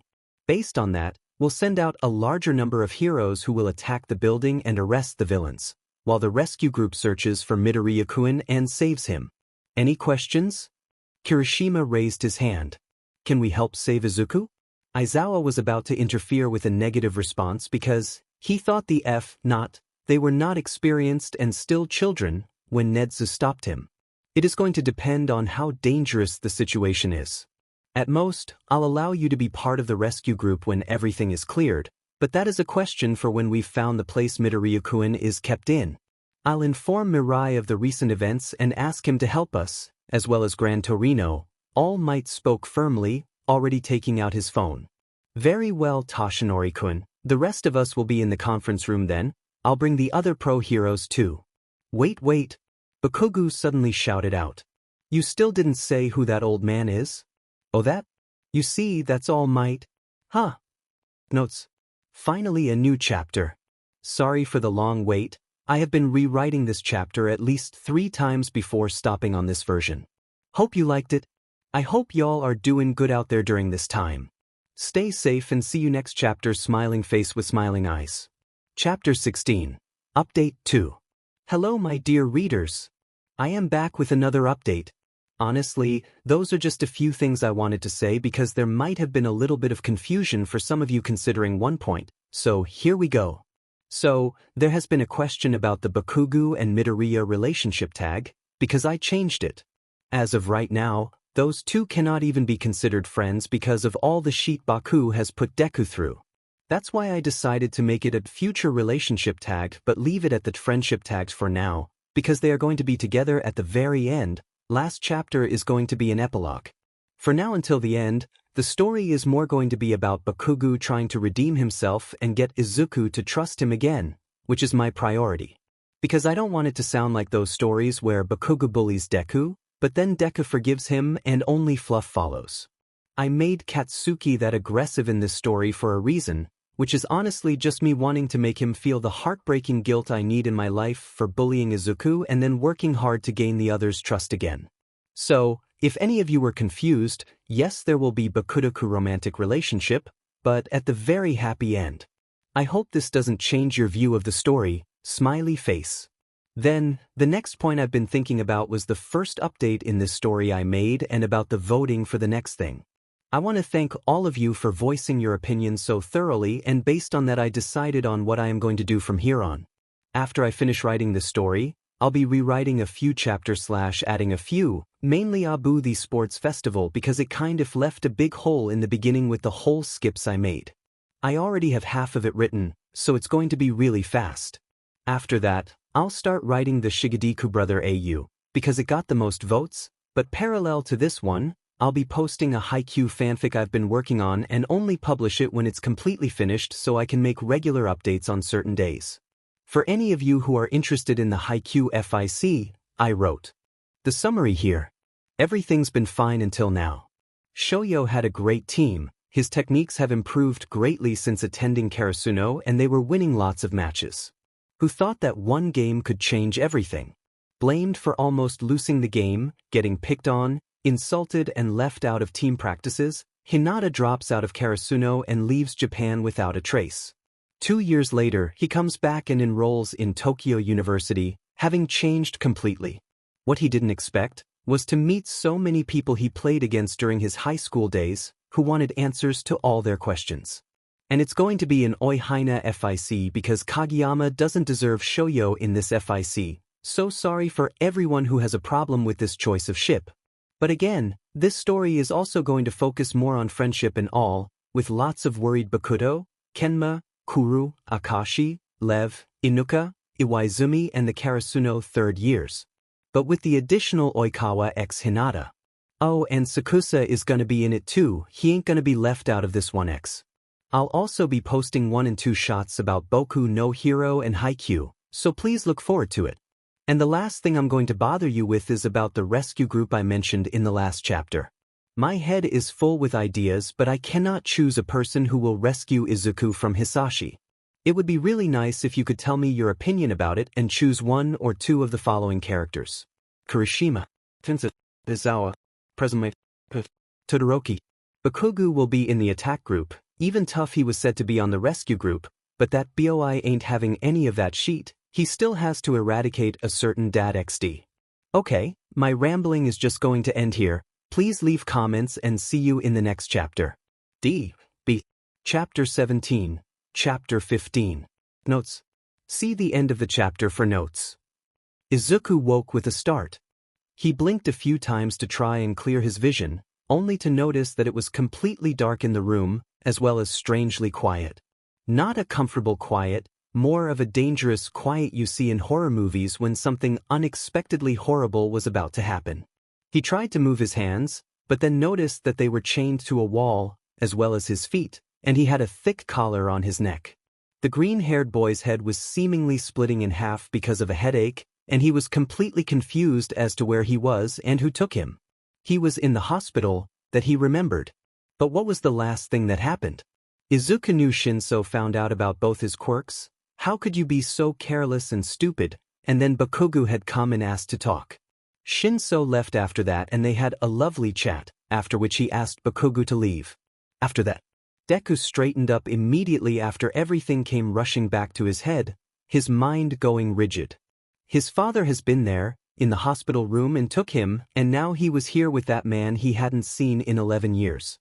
But where was here? The room didn't have a single window in it, so there wasn't any light that could make it possible to see if there was something in the room. He couldn't even look where the door was, and he didn't hear anything because it was completely and utterly silent. All of a sudden, a door in front of him swung open and Midoriya flinched, almost letting out a loud shriek. He saw the silhouette of a tall, buff man, who slowly came closer with heavy steps. "How lovely, so you're awake now, Izuku?" The voice chirped far too happily and kneeled down, gripping the boy's face hard and forcing him to look up. The grin on the man's face was a complete contrast to the evil glint in his eyes that promised a lot of pain. Izuku gulped, exhaling shakily. "Well, I'm sure you're wondering why you're here, right?"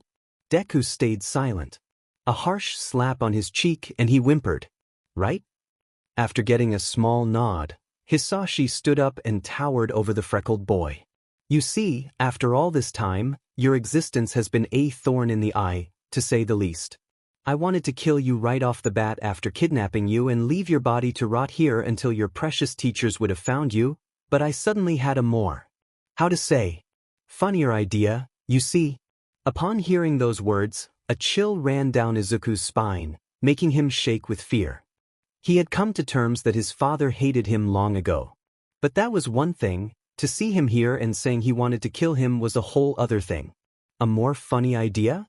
He was terrified to even imagine what it was, but judging by how his father had gone completely crazy, the teen prayed that Aizawa-sensei would save him. Or anyone else, it didn't really matter. Even if they didn't care about him, his homeroom teacher had told him that he would help him, didn't he? It was the first time ever someone has told him that, gave him a reason to believe again, and despite his mind screaming at him to not trust anyone, to distance himself because everyone would only hurt him, he clung to his sensei's words with desperation. "You know what, Izuku?" Hisashi leaned in close and whispered in his ear. "I'm going to torture you to the point you won't even remember your own name, and then I'm going to burn you to a crisp, slow and painfully, and leave your body for those heroes to find. You won't get the chance to relax here. You might have stolen someone's quirk to get into you today, but without it, you are just a pathetic excuse of a lowlife. Your only purpose in life is to serve as a punching bag for those who would even waste their time to look at you. Nothing more, nothing less." "No, no, no." Izuku shook his head vehemently as tears gathered in his eyes. This couldn't be true, not after everyone told him he was worth more, it just couldn't be. "But it is," a part of his mind whispered. He didn't want to believe, he wanted to deny it, but deep down, he knew it was true. He knew nobody really cared for him and only told him that they did out of pity, even Shinso, who just had to be good at hiding his emotions and true feelings of disgust and pity. Even Aizawa-sensei, whom he knew didn't like him from the beginning. Even Kirishima, who was the first student to visit him after the USJ incident, he didn't even want to remember. And even Todoroki, who had a much more tragic past than he himself had. So why was he behaving like wimp? He should have known it would come to that one day. Kaken had been right after all. Taking a swan dive off the roof would have been a better option, but he had been afraid to do even that. "I hope you're ready for what I'm going to do with you, my son," So much fun indeed, the man laughed as he exited the room, closing it with a loud noise. Izuku curled up on the ground and cried silently, dark thoughts and whispers plaguing his mind endlessly as all of his foolish hopes of a better life shattered. Distantly, he still thought about the others, hoping that someone would prove him that no, he was wrong, people cared for him, but that was one small part compared to his mind that was thinking realistically. How could he have even dared to hope such thing? Just how desperate was he for someone to see him for more than just a useless pebble of dirt on the floor? He would die here alone. And nobody would come. Not for useless Deku. The uneasiness about the situation rolled off every student in waves, creating a heavy and suffocating atmosphere back in the dorms. Uraraka was crying, Ida and Tsuyu trying to calm her down, reassuring that everything would be alright. The students sitting not too far away from the trio were looking away and questioning, would it really? Todoroki has retreated back to his own room to think, and if a few tears escaped his eyes, it wasn't anyone's business to know. He was sitting cross-legged in the middle of his room, a few flames flickering here and there, and his walls were frozen at some parts. He had gotten the message from Izuku, after which he had immediately called him whilst running to UA in a hurry, Kirishima and the others trailing not too far behind. But he was already gone. His friend was already gone, and the only thing left was Izuku's phone. Todoroki wanted to burn down everything in the room and take apart every last bit of the city until the green-haired boy would be found, but Netsu's instructions had been crystal clear: stay in the dorms together until Aizawa-sensei would come to them with further instructions.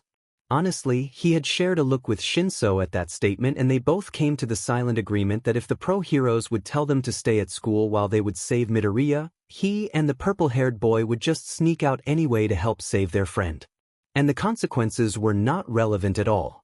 Not if it was about saving a dear friend's life.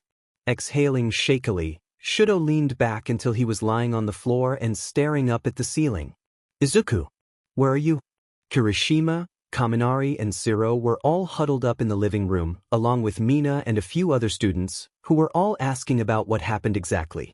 Uraraka, Ida and Azui also sat down closer to listen to what Kaminari was saying, while Kirishima was sitting beside him and crying with his head on the blonde's shoulder.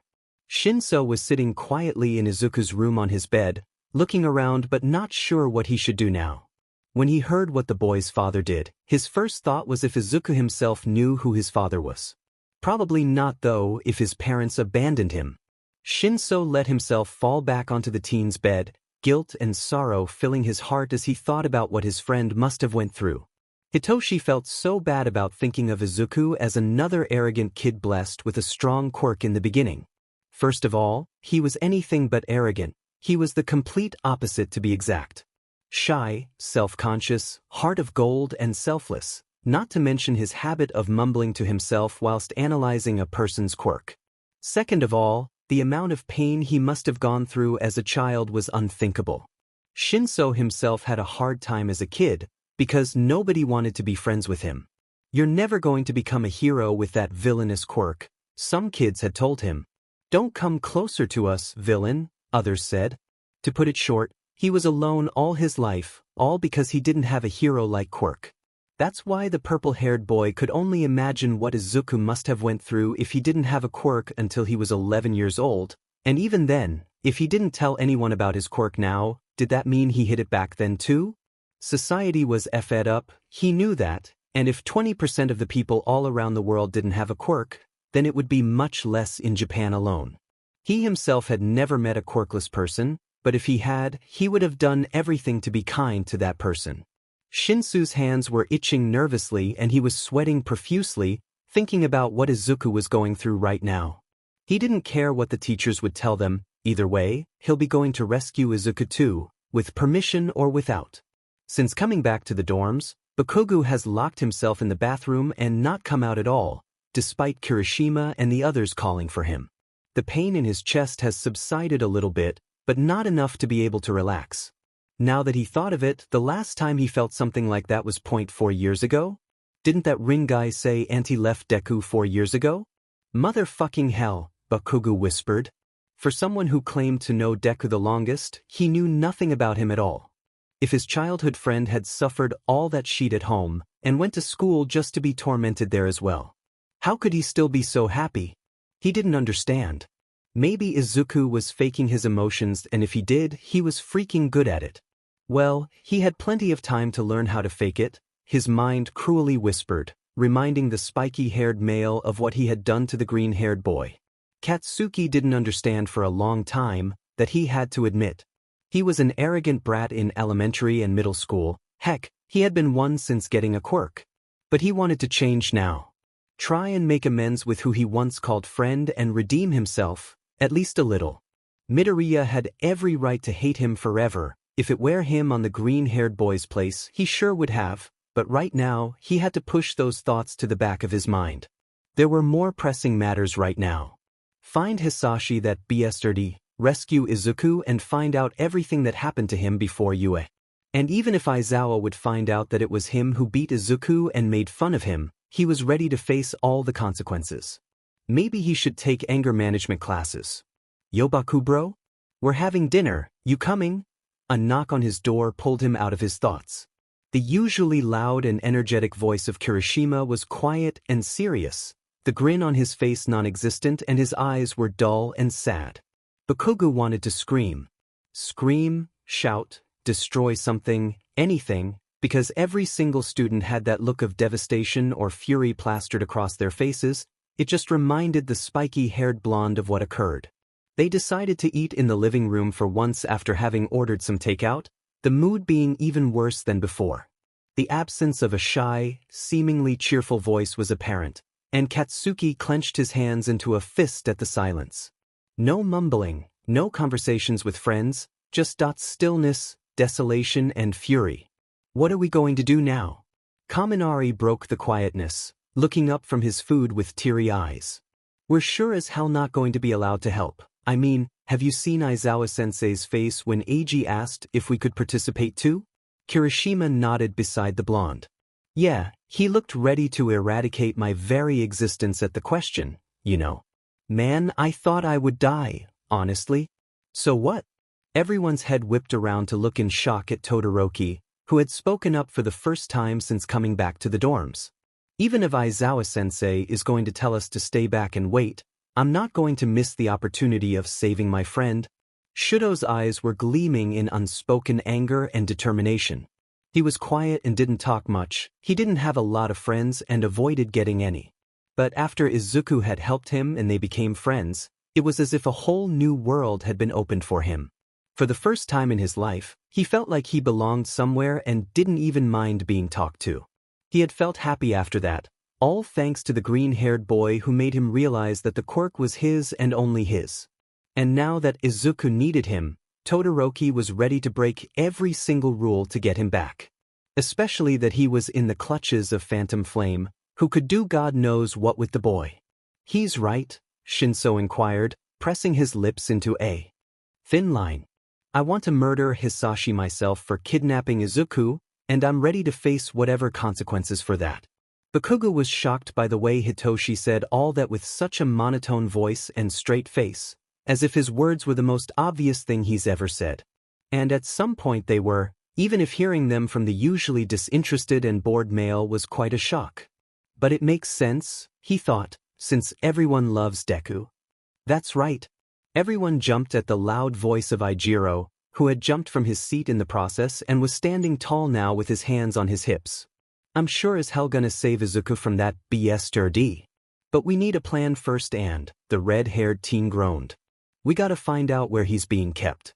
I don't think Aizawa-sensei's going to tell us, so we have to find out ourselves. Somehow, Kirishima trailed off, losing the confidence he just had mere seconds ago. Everyone fell into silence again, thinking about how they would get the information they needed. Do you think they are going to tell us if they find where Midoriya's being kept in? As if, Katsuki scoffed. They're not gonna tell us shit. I bet they're just gonna say, Midoriya has been found, stay in the dorms until we're back and don't cause trouble. When his words met silence, the blonde-haired male opened his eyes and looked around to see all of his classmates, Shinso included, staring flabbergasted at him. What? You're so calm, Bakubro. Are you coming down with a fever? Shiro asked, laughing when he saw the boy glare at him. What the hell do you mean? I'm perfectly fine, a-hole. Oh, there he is, Mina snickered, the others joining in. Before Katsuki could throw another one of his insults, Uraraka interrupted him. He's right. I don't think Aizawa-sensei or anyone else will tell us what's going on. They know we would try to follow them. And what are we supposed to do then? Yurizu asked, leaning back against the armchair as she sipped on her tea. That got everyone to think again. What should they do? What could they even do? It's not that the UA staff was exceptionally good at keeping secrets from their students, but somehow nobody was able to find out anything when they needed it. I guess we'll just have to stay alert and see if we can eavesdrop on a conversation or something. We're only students, so I think that would be as far as we could go. I mean, they're pro-heroes, it would be hard to find out classified information. Denki sighed, everyone else feeling just as disappointed that they couldn't come up with anything better. Maybe Shinso can brainwash someone and make them tell us the information? Mineta suggested, and immediately 19 pairs of eyes were glaring at him, hateful and furious. Sure, Jiro spoke up in a calm and composed manner, and when Aizawa-sensei will find out, we're gonna tell him it was you who suggested it and then you'll get expelled. Nah, not before Midoriya will wipe out your existence after he comes back. Yet probably. Everyone knows how dedicated Deku is, especially to his friends. Yeah, but before any of that can happen, Todoroki surprisingly spoke up in a deep and cold voice, making Mineta shiver in fear as the red and white-haired boy loomed over him. I'll freeze you up with my quirk and then burn you for even suggesting that. The grape-haired boy shrieked in fear at the unusual display of hate on the fire and ice quirk user, and nodded quickly, sinking further into the armchair he was sitting in. And maybe I could sneak in somehow and listen in, Hagakure softly suggested, Uraraka standing up in shock. Absolutely not, sweetie. That's too dangerous. If Aizawa-sensei or anyone else finds out, we're dead. Everyone else agreed and it became quiet once more, all ideas they had having been crushed by the mere fact that they could not go against pro-heroes, who have a lot more experience than them and would find out eventually. Then all we can do is hope they tell us something or we'll overhear by accident. I don't really want to get in trouble for using a quirk on a teacher or sneaking in to listen on purpose. Kaminari stood up and made his way over to the kitchen, asking if anyone else wanted something sweet. That's all bullshit, Bakugo grumbled and kicked the small table in the living room. The rest of the class could only agree, having never felt so helpless before. Anyone want to fill us in on what exactly happened? Midnight asked when she glanced around the room filled with pro-heroes for the 10th time. She, along with a few other pro-heroes, have been messaged by Netsu himself to meet in the school's conference room half an hour ago, and despite everyone already being present, the room was completely quiet. The woman casted a glance at Aizawa, who was sitting not too far away from her, looking more tired than she'd ever seen him before. He was glaring at the floor as if it was the one at fault for all the commotion, but otherwise didn't move. Hizashi had a hand on the underground hero's back and he himself was crying silently. All Might sat beside Gran Torino and Sir Night-Eye, who both looked confused at the state the blonde-haired was in. His eyes were red and puffy, tear tracks were visible on his cheeks and his hair was completely disheveled. What the hell happened? Well then, Netsu finally spoke up in a serious tone after eyeing all pro-heroes that were present. Let us begin. Notes. Thank you everyone who reads and supports this story, this means a lot to me. I hope you like this chapter and are looking forward for the next. Next up is going to be the rescue plan and search patrols, also more about Izuku featuring lots of angst, happy face. I'll honestly try updating sooner. School's just been kicking my butt the past weeks with that whole quarantine thing going on. Also, I hope you'll be excited to see what I came up with about the rescue and attack group. Anyway, stay safe everyone. Chapter 18, Chapter 16. Notes. So, back with another chapter. I'm sorry and hope you all can forgive me for this. That's really all I can say. Happy face. See the end of the chapter for more notes. So, what exactly happened? Midnight asked, exasperated, desperate to finally get an answer as to why Hizashi, Aizawa and All Might looked as if someone had died. And well, now that she noticed it, why was the winged hero Hawks here? Netsu sighed loudly, that alone being a red flag seeing as he never lost his cheerful attitude and opened his mouth to speak. Izuku Midoriya, student in Class 1A, had been taken from the medical ward to an unknown place.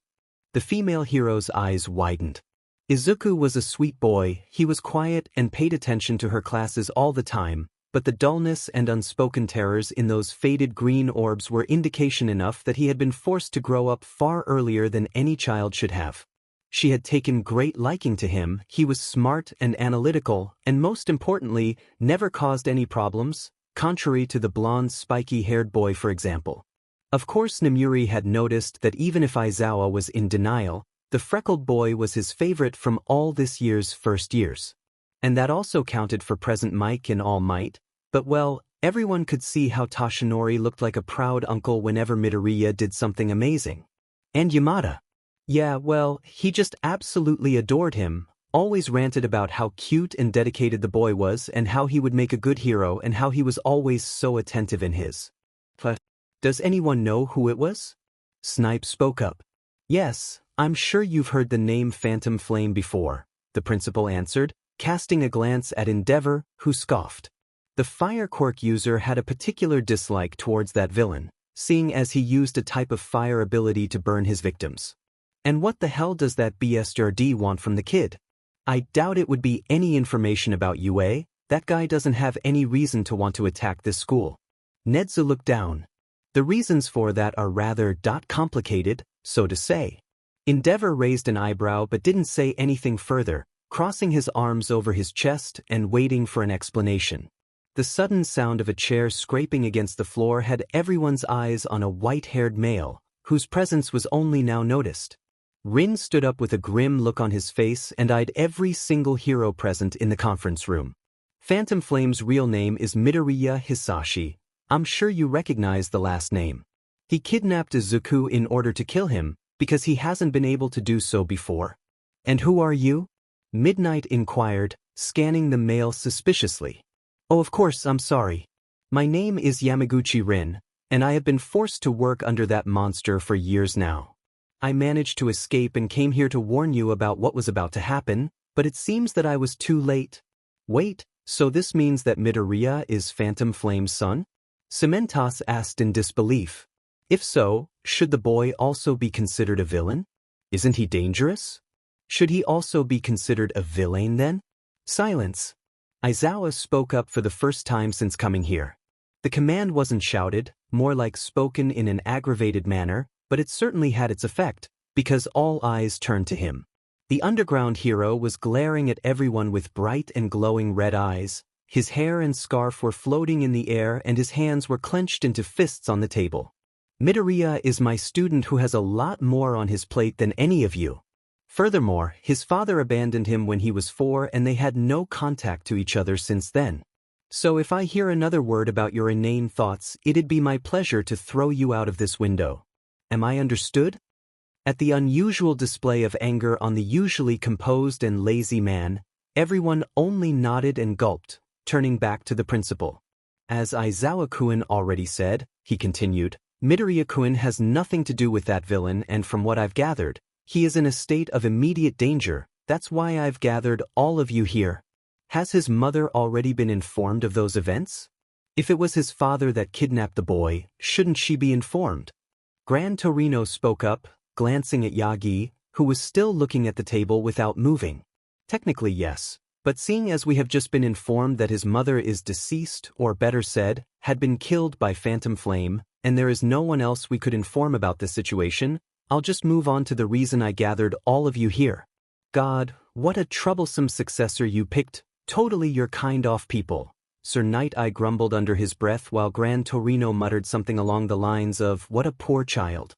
You want us to help search their hideout, Midnight stated matter-of-factly. Yes, Nedzu answered shortly and turned to Hawks. Didn't you say you were monitoring every place the teleportation quirk was used at? Yes, the other answered without hesitating. But it seems that either their hideout blocks my system so that I'm not able to see where they teleported to, or they didn't bring him neither to Japan, nor to America. The buildings are armed with a special security system that blocks every signal whatsoever. I can assure you that he only has hideouts in America and Japan, but he brought Izuku to the place in Japan. However, it's hard to find the building, seeing as they aren't even shown on any maps, and I don't know where the place is because it is listed as confidential information only his closest bodyguards know, Rin informed them, shifting in his seat as everyone stared intently at him. The mammal nodded and addressed everyone again. As of right now, I'll assign search patrols for different regions. Mirai-kun, can you assign search patrols in your agency? You too, Todoroki-kun. I'll contact Fatgum as well and other hero agencies all over Japan. I want you to report anything suspicious looking to me, because everyone will have to work together in this. It is a very serious case. A student is gone and I want you to be 100% focused on what you're doing. Am I understood? When everyone nodded, the mammal continued. Good. I'll call Tsukachi-kun too, he will also be of help. In the meantime, he turned his attention to Yamaguchi, who was sitting quietly and tense in his seat. Will you be able to write a list of all the personal bodyguards' names and their belonging quirks? Of course, he acknowledged the request immediately. Marvelous. If that is all, everyone is dismissed. I'll message all of you considering the patrol times later and assign everyone to groups. The next time Izuku woke up, he immediately knew something was wrong. He had a sense of awareness, no holes in his memory or anything, but that wasn't the problem. For someone who relied on observation and analysis of people, places and sounds, his mind went haywire when he couldn't feel anything. Not a single sound could be heard, he felt something soft on his ears, and he couldn't see anything at all. His eyes were opened and he blinked, feeling a cloth against that part of his face. Noise-canceling headphones and a BLNDFLD. Being completely vulnerable like this, on enemy's territory no least. F-. Unable to use his quirk, not to mention that the villain had personal problems with him. Catastrophic. He could already see Isawa expelling him without hesitation. If he would come out alive of this, that is, though he doubted that anyone would even come for him. Trying to shift in his position, Izuku only now seemed to become aware that his feet, hands and neck were restrained, most likely by quirk-nullifying, thick chains. Panic bloomed in his chest and his breathing sped up. He was alone, it was dark, silent, and he couldn't move, not even an inch. His father could come and hurt him at any given time and he'd neither see the attack coming nor be able to stop it. He was exposed, utterly exposed to an enemy. His throat constricted, and though he couldn't see and hear, he felt himself start to shake, being close to bursting into tears at the feeling of not being aware of what could happen. In all his life, he had always been cautious of his surroundings. Being a quirkless child in a world full of quirks had forced him to be vigilant at all times, as much at home as at school. Izuku himself only noted that his behavior, this hyper-awareness, was not normal when he first entered UA. The way everyone's posture seemed slack and relaxed just seemed so wrong. He never understood, how can they be so relaxed when everyone in his class could just turn on him and attack? How could his classmates argue with their teachers, who could expel them at any time?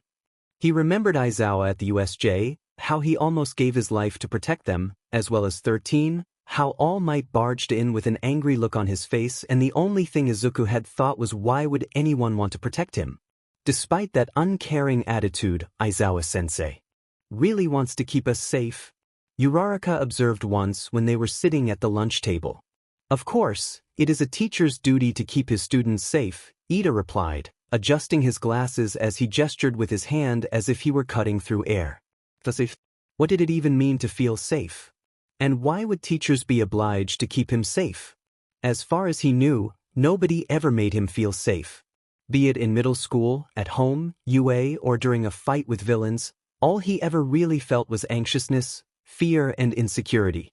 It was the same now. He was biologically related to the villain that kidnapped him and planned on burning him to death, and the constantly present fear had morphed into terror and panic, clawing at his throat like a vicious beast. His insides were churning, and despite everything, Izuku tried to hear at least something, a single sound that could reassure him nothing was going to happen. A shriek of pain escaped Izuku's lips as his muscles suddenly constricted, his body feeling as if it was on fire. What was happening? He felt electricity surge through his body, burning his insides and his heart leapt into his throat. Then it stopped. His shoulders sagged and his whole body was twitching and shaking in the aftermath. Izuku whimpered, choking on air as tears escaped his eyes and wet the cloth around his eyes. He didn't get much time to calm down because one moment it was quiet, and then it was burning again. It stopped once again after some time, but everything erupted in pain once more. Izuku bit his lip until it drew blood in order to keep himself from screaming out. The green-haired boy thought it would hurt less each time, but the pain only got worse. He felt as if every bone of every joint was breaking at the same time and his muscles were tearing apart. His body was twitching uncontrollably, saliva was dripping down to his chin and he could smell burning flesh. 30 seconds that felt a lot longer than they actually were, and everything stopped once more. Nausea clawed at his throat, and his stomach contracted violently. Bile rose up and he vomited everything he had stomached during the time in the medical ward.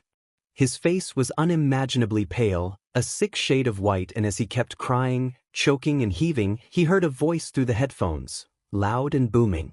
It was laughing maniacally, voice dripping with sweetness as it spoke.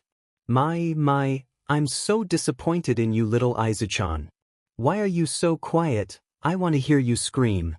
The electric shock left him breathless for a moment. Then he heaved again, though there was nothing left to throw up. He tasted acid in his mouth, mixed with blood, and it wasn't stopping. But he refused to cry, didn't want to give in, to prove his father how much of a wimp he was. The men would scream. Scream, you useless piece of shit, I want to hear you scream. The chains didn't loosen up, instead they seemed to tighten around his wrists, which were covered in a thin, thunder-like pattern that grew darker the longer he was being shocked. Izuku lost count of how many times it had already been, but when he felt the shocks surging through his body again, even more intense than the last time, he finally screamed. It was already noon when the students woke up. After sitting in the common room until approximately 5 a.m., they would all have stayed up longer if not for Isawa threatening to kick their butt into detention for a year. And no, it was definitely not fun seeing him throw Mineta up the stairs with his capture weapon on second thought. It definitely was after that grape sheet kept sneaking glances at the girls' shorts instead of complying and trudging to his room. And because of Isawa giving them the next day off from school, all alarms were turned off. After eating breakfast, which was actually lunch judging by the time, Class 1A found themselves in the common room where their homeroom teacher was explaining the procedure for the following weeks. You'll have joined lessons with Class 1B since almost all of your teachers, including me, Present Mike and Midnight, will be on patrol with other pros. I want you to be on your best behavior or else I'll see your buttes in detention, writing a 10-page essay about appropriate behavior with other teachers. Also Mineta. The cold and tired gaze of the underground hero was directed at the grape-haired boy, making the smaller one shiver in fear. Yes, sir? Come outside with me for a little chat about respect and proper conduct between classmates. After everyone got their probationary schedule to see if everything would work out as written down, Isawa and Minoru left the room, leaving the others alone with their thoughts. Oh F my life. Kaminari sulked from where he sat. I'm so not excited to have joined lessons with that Monoma guy. Oh, just you wait until I get my hands on that fucker. He'll shut his trap in less than a millisecond. You know what? Feel free to do so. Mina exclaimed, inquiring how she would be ready to acid things up a bit if another resentful word towards their class would be spoken.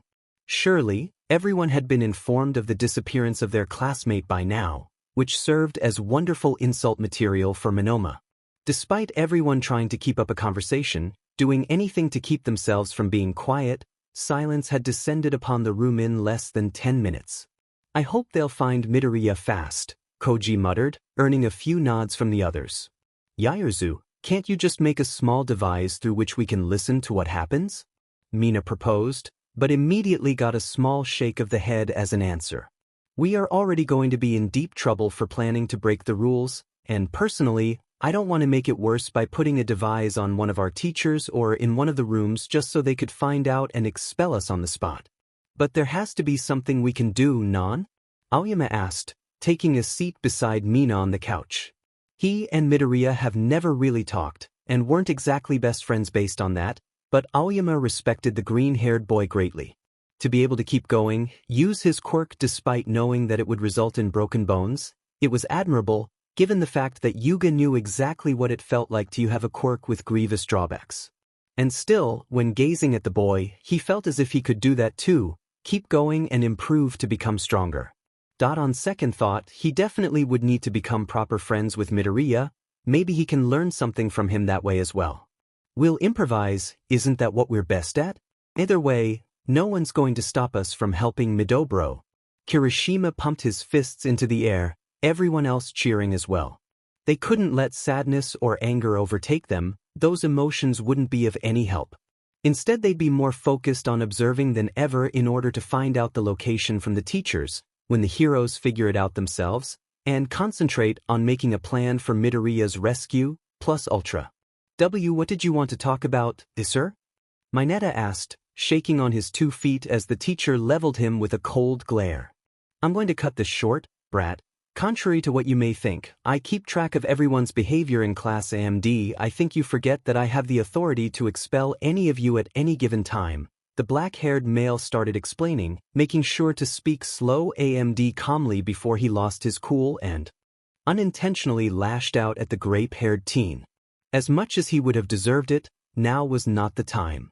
Yes, I know, sir, the small boy answered without hesitating, knowing that at the moment, even the tiniest disobedience could set his sensei off at the moment. I'm glad that you seem to understand me so well, but I don't think my point came across clear enough, so let me simplify it for someone like you. I will be keeping a close eye on you from now on because I won't have you disrupt my class and peace of other students by your perverted and grotesque thoughts anymore. If you fail to do so and I'll get a single complaint about you from other teachers, direct expulsion will follow and I will personally give you a nice, red mark on your resume which will hinder you in being accepted into any kind of hero schools. What you are doing is even pejorative for a villain, let alone heroes, and will not be accepted in any way. Isawa was literally looming intimidatingly over his student, eyes red and merciless as he chewed out everything for Mineta. Do you have anything to add? Wonderful, then you are on extreme probation until further notice. Not giving the small student any time to answer, Shuda walked away from the dormitory, heading back towards UA and leaving Minoru behind. How long his words would last in the other's head, he didn't know. But if it came down to it, Shoyuda wouldn't hesitate to make sure that this brat wouldn't become a hero. Perverts like him were just trash of society anyway. As one problem left his mind, the full weight off the situation finally settled in and left his heart clenching in pain. Hopefully they'd find Izuku soon before it was too late. Notes. Yeah, I promise it'll get better once he's saved and there will be lots of fluff. This really is the end of his suffering, no more angst after this final phase. Hope y'all enjoyed and stay tuned for the next chapter.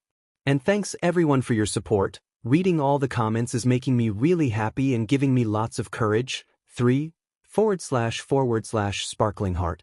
Chapter 19. Chapter 17. Notes. I'm back again.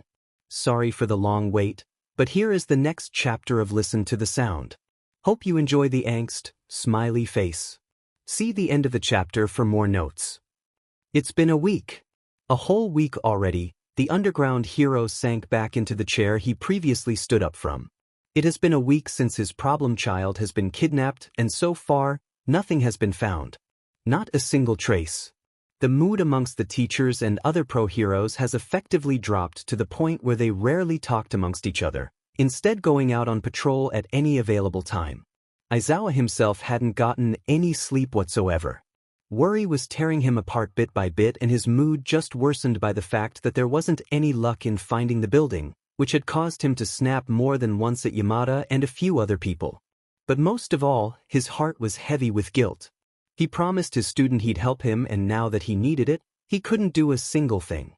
And Shoyuda knew that Izuku wouldn't expect anyone to save him, which made his heart sink even deeper into a hole of depression and regret. I know, Aizawa-kun.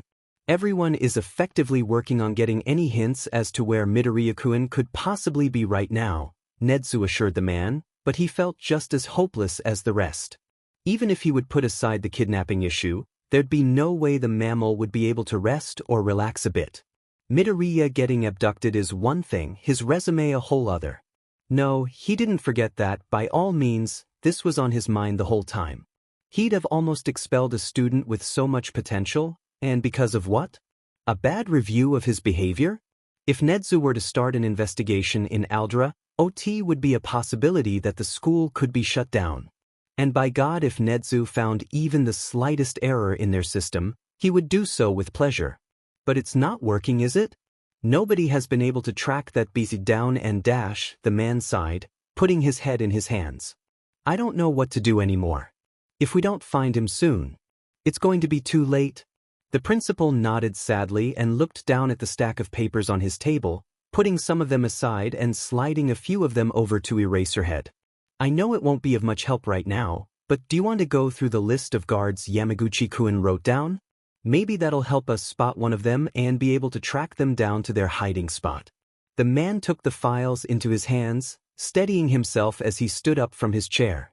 Just as he was about to leave the office, the mammal called out to him. You should get some rest, Aizawa-kun, you definitely need it. And he did, it was obvious. Dark eye bags, even darker than usual, contrasted the pale skin. His black hair was disheveled and stuck out in different directions, and even his steps seemed more sluggish than usual. No, the man immediately replied without hesitating. Until my kid will be found, I won't be resting. And with that, Shoyuta disappeared down the hallway. Your kid? Nedzu hummed with a knowing smile, turning back towards the computer to check for any incoming mails from other pro-heroes, hoping that at least someone had good news. After getting himself a cup of coffee, probably the third today, Aizawa sat down on the couch at his apartment and pulled out all the files on those guards Hisashi kept with him. Yamada wasn't at home right now. His shift had started an hour ago and he would be gone for at least 3 more hours. After that, both of them had only 10 minutes of time together until Aizawa would head out for patrol. It wasn't ideal, since they weren't able to see each other almost the whole day, but both of them had priorities. Bring back their problem child. Looking at the first page, Aizawa started looking through the list of names and their belonging quirks. Walter Scott. Poison quirk is able to inject poison that the body produces into another person through biting one's skin. The poison will take effect 10 minutes after getting bit, not deadly, but will cause unbearable pain for 5h straight without lessening. Daisaku Harris. Pain inducement is able to cause varying levels of pain by touching a person with all 5 fingers. Hirokatsu Hashimoto. Memory quirk can force victim to remember worst memories and intensify the pain of memories. Sam Williams. Drawing quirk can bring anything he draws to life, from animals to weapons, but for it to work, it must be a real animal. Means that mystical creatures like unicorns or dragons cannot be brought to life. Jackson Roberts. Chain quirk can produce chains out of any part of his body. Drawback, can use quirk for about 20 minutes, then needs to wait 20 minutes to use his quirk again. Satsuo Kawakami. Teleportation quirk can teleport himself and anyone he touches to a place within the country he's at. Can't teleport from Japan to America. Tadami Murayama. Shadow quirk can control people's shadow. Drawback, has bad eyesight, which means best to fight him in a dark place where the shadow isn't much visible. Puppet quirk. By touching someone with his fingers, he is able to attach a visible string to the victim that his body produces. Can control victim's body with that. Drawback, can control up to 3 people but not more, is forced to stop one control to activate the other. John Thompson.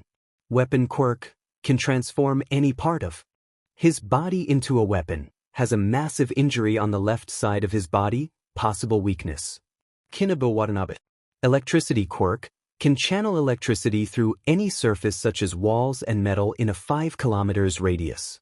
Upon coming in contact with his quirk, if touching the object through which he channels electricity, a dark, thunder-like pattern appears on the skin.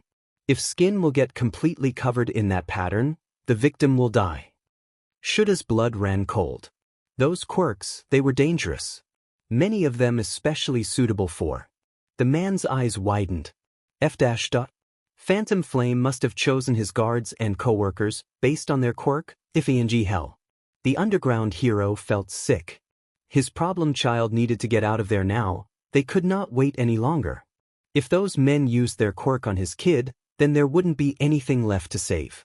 It was already bad enough that his kid has suffered through abandonment by both his parents and God knows what more in his middle school. No wonder Izuku didn't trust any adults, they failed him in every possible way, but just the thought of discovering something a lot worse in Aldra Middle School than what he had imagined. He didn't think his heart could take it. And he certainly didn't think Midoriya could take it if they confronted him with something like that after he had been kidnapped, possibly tortured and in the worst-case scenario, would already be dead. No, he wouldn't let that happen. He'd save the kid, and he'd pick up his broken pieces, even if that would be the last thing he'd do. "Sho, I'm back." Hisashi's voice could be heard from the entrance, exhausted and sad. The blonde-haired man trudged towards the living room and plopped down onto the couch, leaning his head on Isawa's shoulder. "What's that?" the man asked as he saw the files in his husband's hands, seeing unknown names on a list, along with the person's quirk on it. A list of Phantom Flame's guards and their respective quirks? Yamada nodded, expression much more serious than before as he skimmed over the informational provided on these pages. The blonde hero also seemed to have noticed a pattern in those people. All if their quirks had something to do with inflicting pain, emotionally or physically, well, except the teleportation guy. And if they were able to inflict pain with their powers, that would mean many could use it for. Sheet. Yamada cursed as he shot up from his seat, the sheets of paper scattering all over the floor as Isawa dropped them. "Sho, we need to find him now, he already has suffered so much we can't let him suffer anymore." Isawa nodded grimly, his heart aching as he thought of the pain his problem child must be in. "We're going to find him, that's a promise. I'm going out to patrol, I'll see you later." Closing the door behind him, Shoyuta swung himself onto the rooftop and disappeared from sight. The last days were nothing but pure agony for Bakugo. He'd randomly start feeling pain all over his body, making him unable to move, before the pain stopped again. It were only a fraction of seconds, but it was enough to let the spiky-haired blonde know just what his childhood friend was going through. He should have prevented it. He could have prevented it, but no, he decided to not even look back when walking away from that medical room. Stupid, stupid, he berated himself after yet another episode of pain passed. "Dude, really, what's going on with you?" Kaminari asked as he emerged from the kitchen and plopped down on the armchair in the living room. His hair was messed up, probably not having been brushed since washing it, and he had dark circles under his eyes, just like the rest of one. But who could blame him? Their classmate was gone and they could only sit still and watch as the pro-heroes went to search for him. "Probably something he deserves anyway," Todoroki answered, not even looking up from the food he was eating. "Shut the F up, icy hot. You know nothing," Bakugo retorted, shooting up from his seat. "Oh really? I know enough to be aware of how much of a sick BS you were to dash." "Guys, stop." Uraraka came in between them, stopping either of them from starting a fight. "Can't you just get along for once?" "For Deku-kun?" Bakugo huffed and sat down again, while Shudo only turned his head away from everyone and walked back into the kitchen. "But really man, why are you feeling like that? Shouldn't you go see Recovery Girl if you're hurt?" Mina asked, sitting beside Kirishima on the other side of the couch. The way Katsuki was behaving was really weird. He would wake up normally, then suddenly double over in pain and stay like that for about 30 seconds, until everything seemed fine again and his muscles relaxed. Then he would sit on the couch and without any warning, his muscle would tense again and his face contort in pain, before relaxing again. They asked about it, proposed to help him go to Recovery Girl, but he refused, saying that they couldn't help. Katsuki sighed as he leaned back onto the couch. "I can't really explain what it is, but it's been like that since we were kids." Jiro inquired, having gotten comfortable beside Kaminari on the big armchair. "Me and Izuku," he explained. "Whenever he would be in pain, I would feel a fraction of it for a short period of time and vice versa. The doctors couldn't explain it, old hag and old man were also confused, but we never got an answer. That's why we just never talked about it anymore. I saw the scars and I know for a fact that you used your quirk on him at least a few times in middle school. Shouldn't you also have been in pain?" Todoroki coldly asked. He didn't care if the blonde in front of him was in pain, but he wanted to know why he kept hurting his friend if he'd also be hurt from it. Bakugo shook his head. I don't know what happened, but I stopped feeling it after we were 6. The first time I felt it again was at the sports festival when he fought against you. And even then it wasn't as bad as it is now. So you think Midoriya-chan is being hurt, Karo? Azui concluded, her heart breaking at the thought of her friend going through all that, when he never should have to go through all that. The green-haired girl only hoped that they'd make it in time to save their friend. Yet, Bakugo nodded and went quiet again.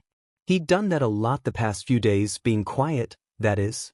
It seemed as if his whole personality did a 180 degrees turn, because he was neither cursing the F out of people, nor screaming or calling them degrading nicknames. It should have been something to worry about, but well, who hasn't been like that since the past week? The class wakes up, Midoriya isn't there. The class eats breakfast, Midoriya isn't there. The class has school, Midoriya isn't there. The class comes back home and eats dinner, Midoriya is not there with them. Not there where he should be. Not only once had someone gone up to the green-haired boy's room in the morning to check if he was still asleep, only to realize that he had been kidnapped. And honestly, the teachers telling them they were already searching day and night for their friend didn't help them in the slightest. What use did the words already searching have? Did they know where Midoriya was? Because that was all that mattered, nothing else. And they didn't, that was the problem. It was as if he vanished from the Earth's surface, or had been pulled into some other dimension, or worst, what if Shigaraki used his quirk on the boy and he was already gone? I really wish we could do something to help Mido. It SCKS without him really gives off dark vibes when I look around in class and don't see green curly hair. Mina exclaimed, sighing sadly as she thought back to the 3rd day of Izuku being gone.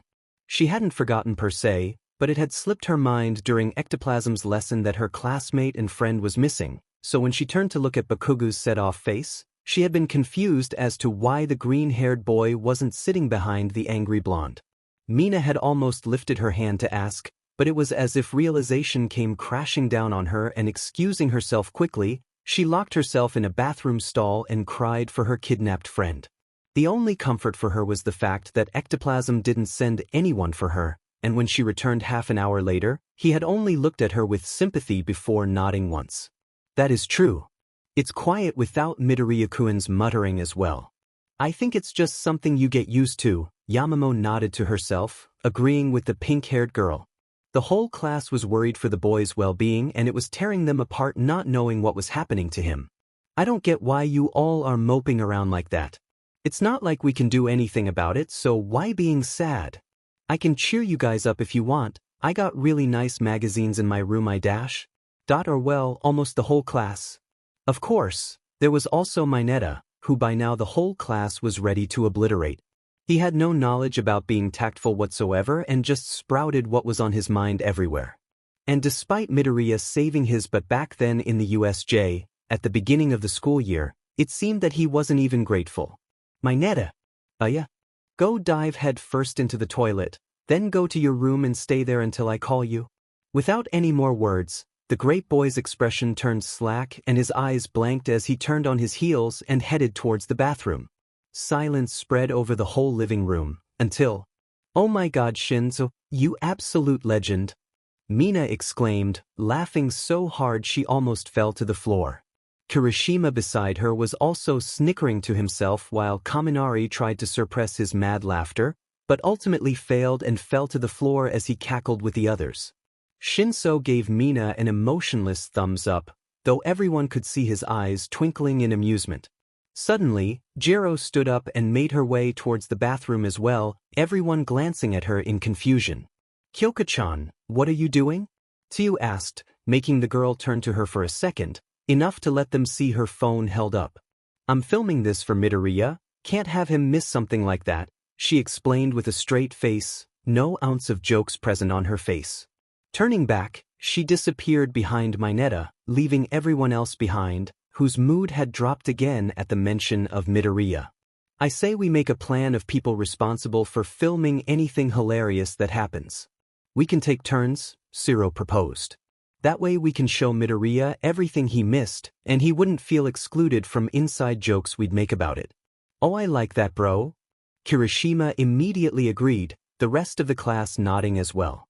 Maybe Midoriya wasn't there, but if they filmed everything for him, it would feel as if he was just gone to visit family or something and would look at their videos later on. That would be an easier way to cope with what happened than simply being depressed about it. It was dark again. All he felt was immense pain that blocked out any coherent thoughts in his head. His back hurt, his wrists hurt, his arms and legs hurt, his head hurt. But honestly, what part of his body didn't hurt? He didn't know how many days had passed, but it felt like an eternity since he was brought here.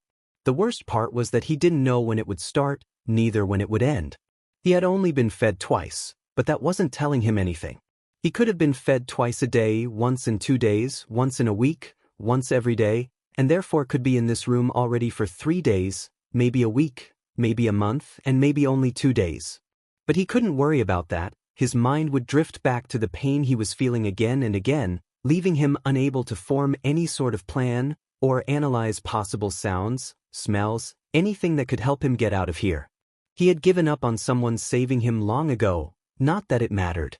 Nobody would come for him. Why would anyone bother? He was left alone in the place he was kept at, feeling unbelievably cold, hungry, and tired. Quite often, he would drift off to unconsciousness during a torture session, simply because his mind was shutting everything off. He'd dream about Shinso, who had found out about his quirk. He'd see Todoroki, talking to him about how Bakugo had hurt him in middle school. He saw his teacher, telling him that he'd save him, protect him. But that dream always went nowhere. It always ended in a black void. Maybe because those were empty promises, nothing more than the untrue words of yet another teacher.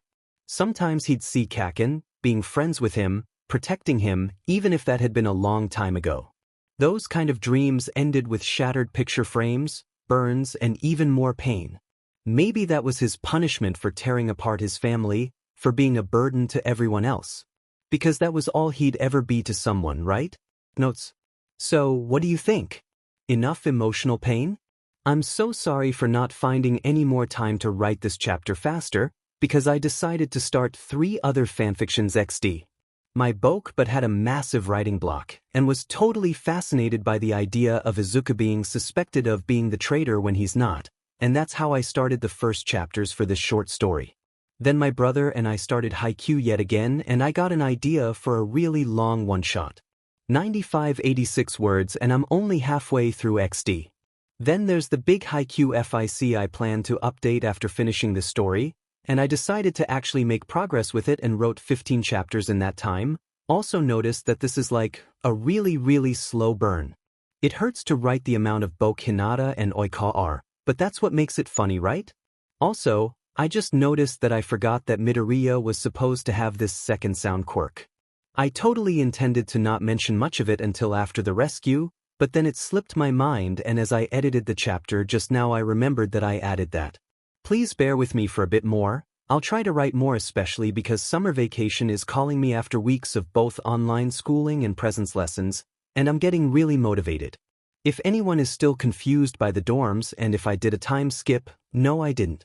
I'm gonna mention it when I decide to rewrite/add a few chapters, but basically what happened is, UA realized that it's dangerous for their students to go back home when USJ happened at the beginning of the school year, and that's why they were moved into the dorms that early.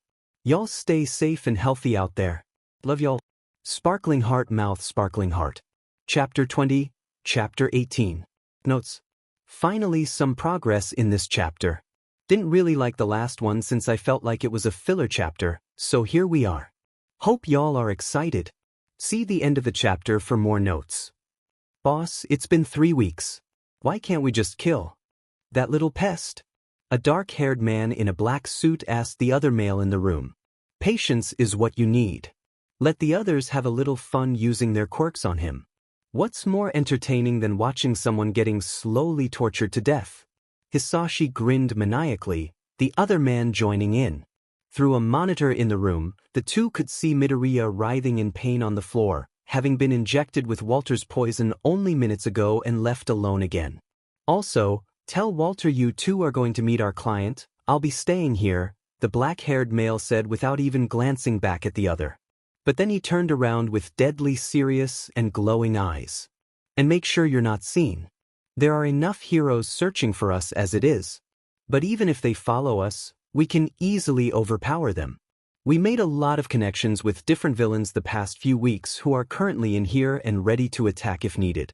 While that may be, Hisashi hissed, I still haven't had my fun with little Izuku. So make sure you two come back alone. Yes, sir. The man bowed and left the room to get Walter and the suitcase containing the money for their deal with their client. Meanwhile, the boss turned back to his monitor and smirked. Even if those so-called heroes decided to come for Midoriya, they would be overpowered by the villains Hisashi and his men made a deal with. And then they could do nothing more but watch as the student they failed to protect burned to death. Isawa was out on patrol, but his mind was somewhere else entirely. Yet another 2 weeks had passed, making his problem child a missing person for 3 weeks in total. He had taken up even more shifts after the second week, but to no avail. Heroes from different regions were searching all over Japan for a sign of the green-haired boy, of Hisashi or his men, at least a small hint of their whereabouts, but nothing. He hadn't seen his students for this whole time either. Isawa had visited them only once, at the end of the first week, to check on how they were coping with their friend and classmate's disappearance, only to see scared and broken children. Are there any news on Midoriya-kun, Aizawa-sensei? Midoriya is going to come back, right? Are you going to find him soon? Why does it take so long to trace the villains back to the location they are at? Can't we do anything to help speed up the whole case? Midoriya is not dead, right? You'll find him? The kids were all huddled up in groups in the living room. Some were in their room almost the whole time, others sought comfort in each other. From what he'd gathered, Sato was stress cooking when he wasn't in class. Bakugo would feel the pain his problem child was feeling for whatever reason he still hadn't informed Shoyuta about. Todoroki's Quirk was going crazy. He would lose control over his ice and cause it to creep up the walls. Apparently, his whole room was already half frozen and his fire Quirk was steaming the whole time, as if someone had put out a fire with water a few moments ago. Shinso hasn't been sleeping at all anymore. He had been an insomniac before and catched up on sleep during the day sometime. Isawa saw that, but now he was laying in bed at night, and during the day, it was hard to fall asleep since the commotion about his student's disappearance hasn't died down yet. In fact, all teachers seemed on edge, as well as the students, waiting for some good news. The rest of the class wasn't faring any better. Mina would accidentally acid her or her classmates' clothes, furniture or other things since she was stressed out of her mind. Kirishima had problems controlling his quirk too, since he would activate it whenever there was a loud or suspicious noise, as if he was awaiting the villains to come back. Kaminari would electrify his classmates when he got too nervous thinking about Midoriya. Isawa heard he even fried his notebook because of the stress. The rest wasn't faring any better, but Isawa meant it when he said he was proud of their coping attempts. Apparently, they had all started filming videos of funny moments that happened, or just sequences of their daily life for Izuku. He himself had even been included in some of those, though he must say he didn't mind that in the slightest, though if someone would ask he would ever deny giving his consent to be in those videos. The underground hero was just glad that his problem child had found friends like those brats, and he really hoped the green-haired boy would see that too. I told you it would be a success. Shoyuta suddenly heard a voice on the street. He himself was on patrol, and it was approximately 3:30 a.m., which was why two men in sunglasses, black suits and a suitcase in their hand walking down the rocky and dirty beach was more than just a bit suspicious. Dropping down in one of the alleys between all the ruins that were once houses, the underground hero tried making out their features, as well as the conversation. I don't even know why boss would bother tell us to be alert. There's no one in here, one of them exclaimed rather loudly, and Isawa deadpanned. Didn't they know what underground heroes were? I know, right? And besides, this is a part of Japan no one ever bothers coming to. No one lives here and there's dirt and garbage everywhere, the other commented, chuckling lightly. I feel sorry for their boss, Shoyuta thought as he creeped closer to the two males, careful so as not to be seen. While the two continued complaining about God knows what, Eraserhead took the time to study the guy's appearance. One of them, the one with the suitcase in his hand, had dark brown hair and was tall and muscular. The other one had completely black hair and looked skinnier, as well as a bit smaller, though not by much. From the distance, he could vaguely make out a thunder-like pattern across his throat and froze as a thought crossed his mind. Akinobo Watanabe electricity quirk that leaves thunder-like patterns on the skin. Electricity quirk that leaves thunder-like patterns on the skin. Thunder-like patterns. Patterns in the form of thunders, dark in color, almost purple, stretched across the skin. Yamaguchi Rin told him Watanabe had a thunder-like pattern of his own quirk across his throat from an accident when he was younger. A thunder-like pattern. The same thunder-like pattern he saw right now on the brown-haired male. It couldn't be, could it? Aizawa's throat went dry at the possibility of those two working for Phantom Flame, the possibility of them knowing where Izuku, his problem child, was. Just as he was about to move even closer to observe the two guys from up close, they both suddenly disappeared, as if something swallowed them up. What the hell? Deciding to wait for a few minutes, the underground hero waited with bated breath for any signs of the two males returning, or to hear any sound. And when he didn't, he ran out of the alley he had currently been in and onto the street, looking around. They shouldn't disappear like this, it was not possible. It was as if they went through a portal like the one the League of Villains used at the USJ, but an invisible one. But it wasn't possible. There wasn't anything here, there couldn't be anything here. He was standing right on the edge of the beach filled with dirt and rocks and whatever more garbage there was, staring at the ocean. They had disappeared right here, and no one else was there. A quirk? Did they know he was following them and used a teleportation quirk? If those were the men who were with Phantom Flame, it was a possibly. But that couldn't be, since the guy who had the teleportation quirk had purple hair and not black. Did he dye it? But Rin said purple was his natural hair color and that he was allergic to a substance used in hair dye. Did someone use a quirk on him? Or was it something else? No, he was definitely missing something. The man with brown hair was Akinobo, and the black-haired one of the other workers. Was it an unregistered second quirk? Someone unregistered with an invisible quirk who had been there the whole time? Maybe the ability to make everyone invisible who touched the person? The man mentioned something about a contract. Was it about safety insurance of some sort or something like that? That they would get back where they needed to safely and without anyone knowing where they went? That was possible, but his gut was telling him that it was something else. Kneeling down on the part of the beach where those two men disappeared, Isawa stretched out a hand to look at the footprint of the man that was only halfway there and froze in horror. Half of his hand disappeared. Nedzu! The mammal almost dropped his cup of tea as the door swung open with so much force, he actually feared the door would be thrown off its hinges. Pausing the discussion with Rin and Namuri, the mammal looked up to see a more than just disheveled and disoriented Aizawa leaning against the doorway. Shoyuta! Midnight cried out in confusion and shock. What happened? The black-haired male was shaking all over his body, though his hands, which were grasping the capture weapon tightly in his hands, were trembling the worst. Aizawa-kun? What's going on? Nedzu asked, equally confused and tense as the two other persons in the room. Unregistered quirk, Aizawa blurted out, leaving everyone even more confused and mortified at what could have brought the male into this state. After taking a deep breath, he spoke again.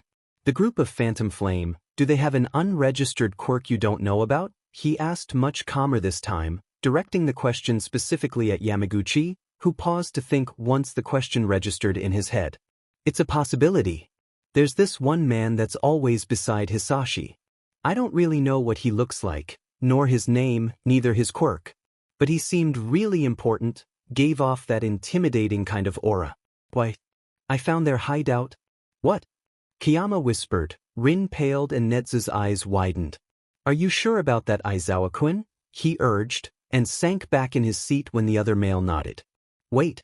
Midnight called out, you mean to tell me you finally found out where Midoriya is? Aizawa nodded gravely. Oh God, she whispered, and plopped down on the couch, hands covering her mouth in disbelief. I'll call a meeting with everyone who is involved in Midoriya-kun's case, so please explain there what you saw so we can discuss further actions. Nedzu explained and turned to his computer the moment Eraserhead nodded and disappeared down the hallway, away from the principal's office. Please hang on a bit more, kid, we're coming.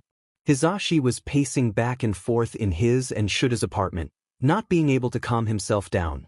Midoriya was already missing for 3 weeks, and it seemed ridiculous how there wasn't a single trace of neither Phantom Flame himself, nor his men. The hero himself knew he wasn't as close to the little listener as for example Isawa or All Might were, but he adored the kid just as much. There was something about him, whether it be the kindness, the attentiveness during lessons, or the way he seemed to be so amazed by everything he saw, he didn't know. But he knew for a fact that when they'd find Midoriya, he'd smother him in love and affection and keep him safe from harm's way. The blonde had heard enough from Isawa to know that the boy had been through too much his age, and that only added to the fact that he'd do everything to make the boy happy. Zashi? A voice could be heard when the front door slammed open and close again. Shoyuta was back. Sho. He turned to look into the direction the sound was coming from, but all he saw was a blur of black before he was enveloped in someone's arms. Isawa had quite literally crashes into him and, judging by the way the shirt he was wearing seemed to get wet, cried into the other's shoulder. "Hey babe, what's wrong? What happened?" Hizashi was immediately all over Shoyuta, checking for injuries or anything that could have made the man cry like he was right now. Isawa crying in itself was a rare sight, something he'd only seen the blackhead do when Oboro died, and even then he wasn't shaking as much as right now. Pulling away from the tight hug, Yamada took his husband's face in his hands and softly wiped away the silent tears that were escaping the man's eyes. "I found him," Eraserhead whispered and moved to dry his tears himself, not seeing the moment Yamada went still. "Who?" he asked almost breathless, not daring to hope for the answer to be what he was thinking. No way, it couldn't be. Izuku. And that was all Yamada needed to dissolve in tears himself. "You found the little listener," he choked out, and when the other nodded, enveloped Isawa in a tight hug. "Finally he trailed off, not knowing how to put in words what he felt.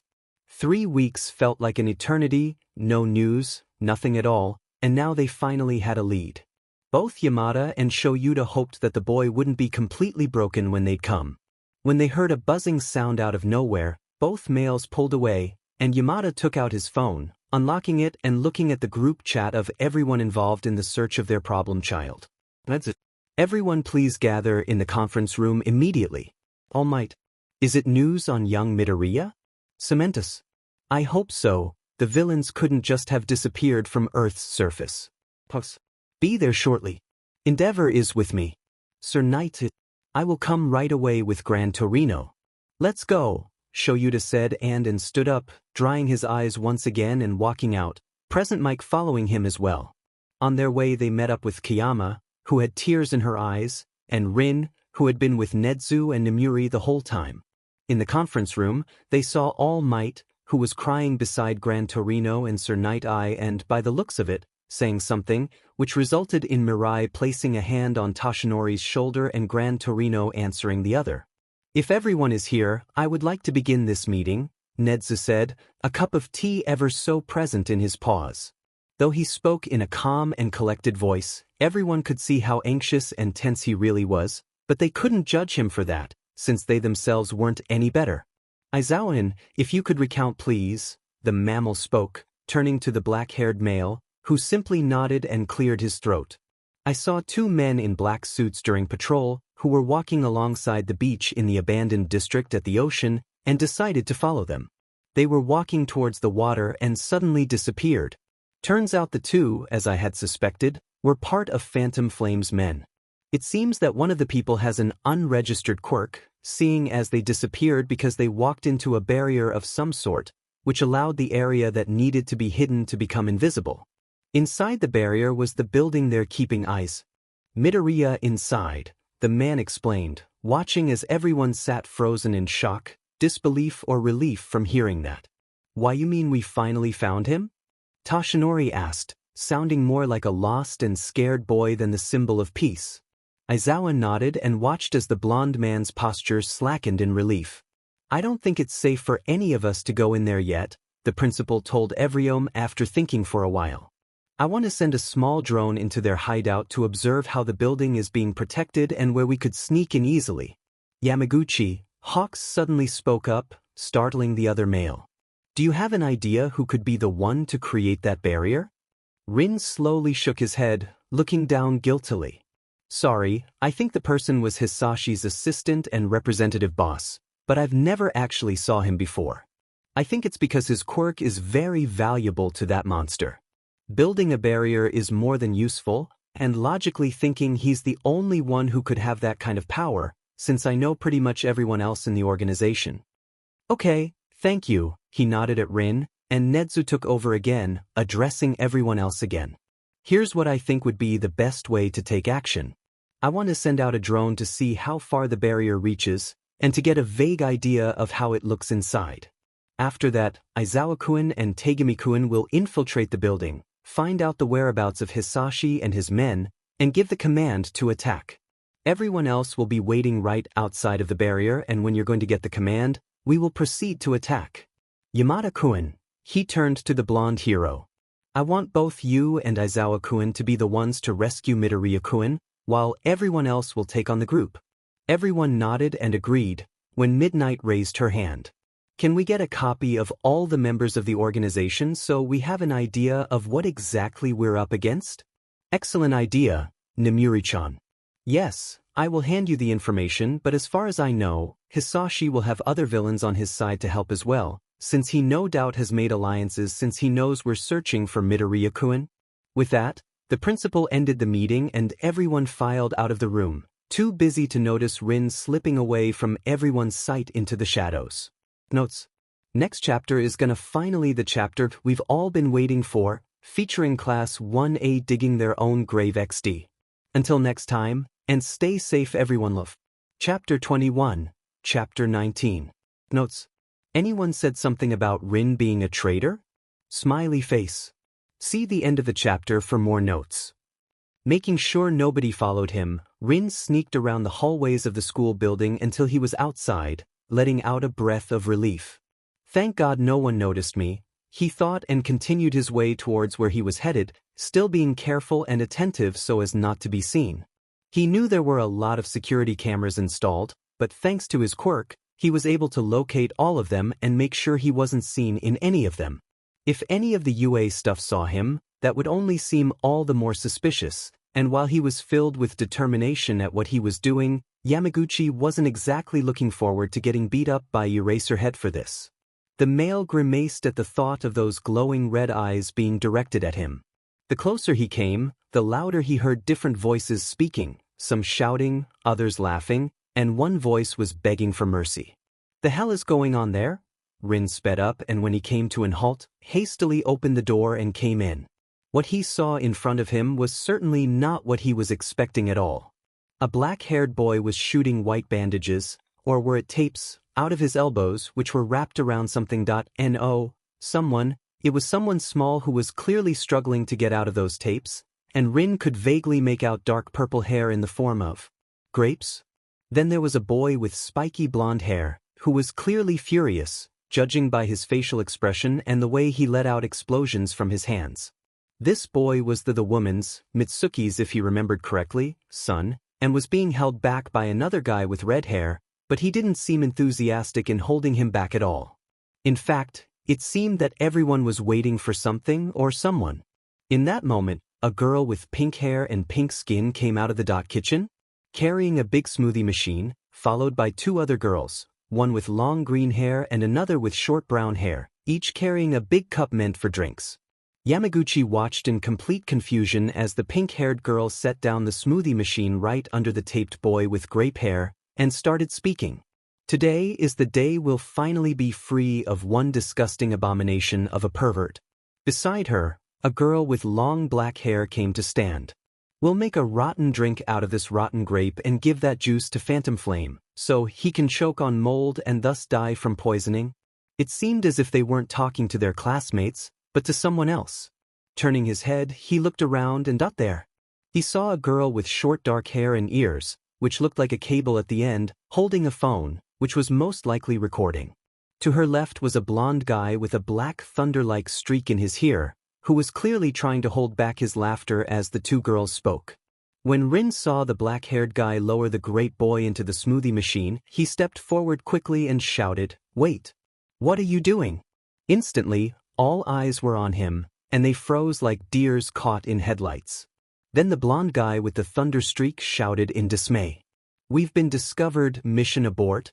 Rin thought he heard someone say, "What a mad banquet of darkness," but with all the kids panicking in the common room, he wasn't sure if it was real and not just his imagination.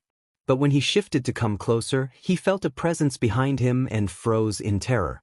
Turning around slowly, the male shrieked loudly and almost fell on his but when he saw a boy with a bird head behind him.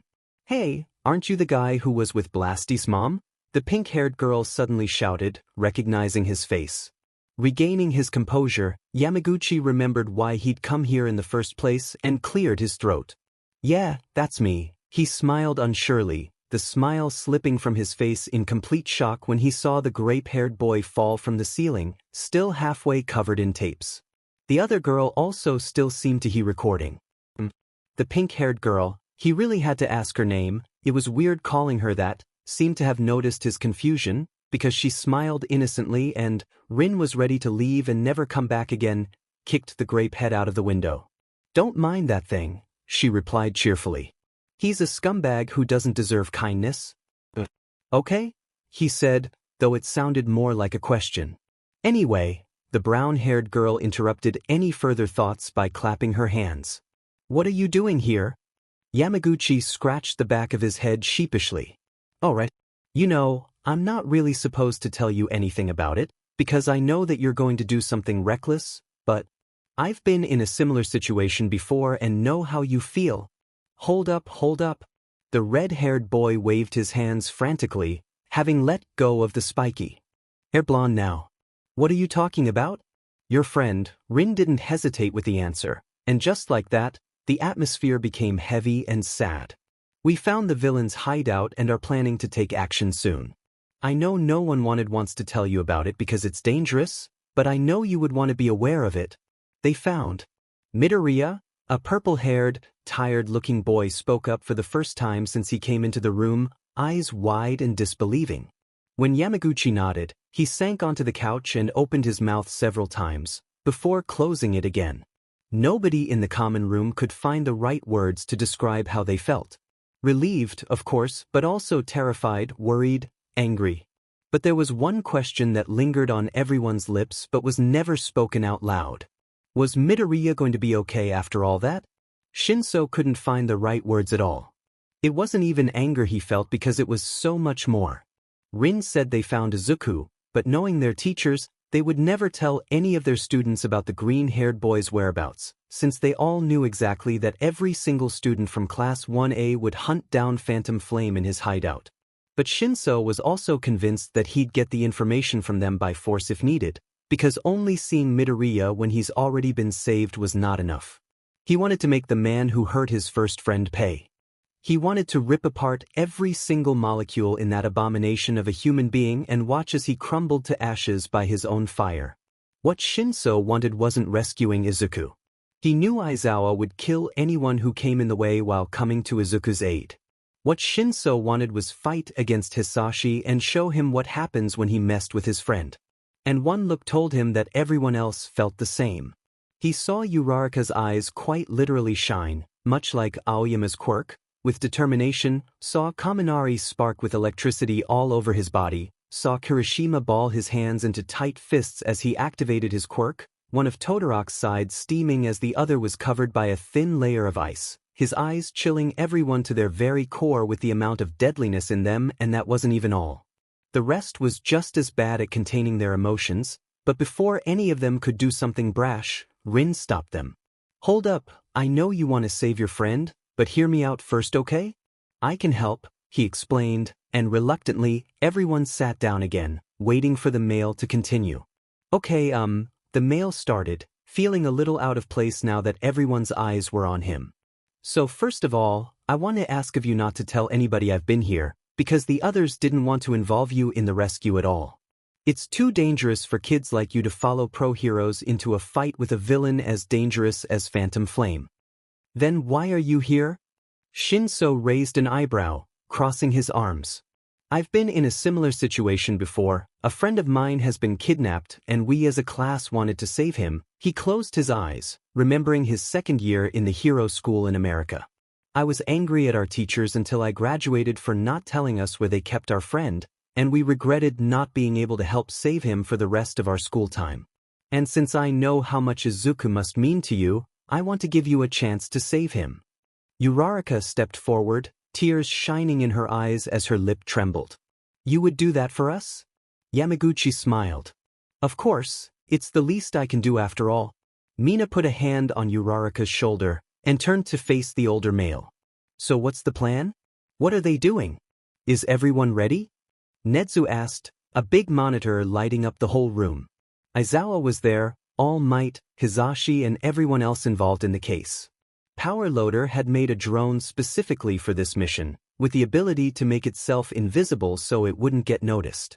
Hawks was holding the controller for the drone, and slowly moved the device higher into the air, as far as it would go. "Okay, now let's lower the drone until we're inside the barrier. It's easier not to get noticed that way." With a nod, everyone watched on the monitor as the camera slowly came closer to the ground, until all of a sudden they didn't see an empty beach and ocean anymore, but a big and old building appearing seemingly out of thin air. They were inside. "What the hell?" Sir Night-Eye muttered and stared wide-eyed at the villain's hideout they've finally found. "And you're sure this building isn't shown on any maps?" Gran Torino directed the question at Nedzu, but it was Hawks himself who answered, not taking his eyes off the screen. Yamaguchi-kun said they had a villain with a construction quirk make that building for them in record time, and since it hadn't been registered anywhere, more so, had been hidden from sight the whole time, nobody could have known there was something in there. Is that right? Rin nodded and turned his attention back to what the camera was showing. The location of that building is just too convenient for them. After a massive villain fight in that region, everything had been destroyed and the government didn't bother invest any money into reparations, since the damage had been too big. It's uninhabited as far as I know, and many villains use that place to their advantage for black markets and drag deals.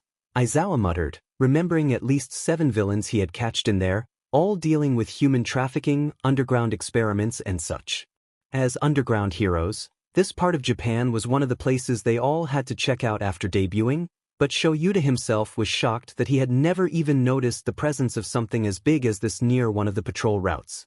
As the drone moved closer to one of the windows, everyone blanched at the number of villains inside the building.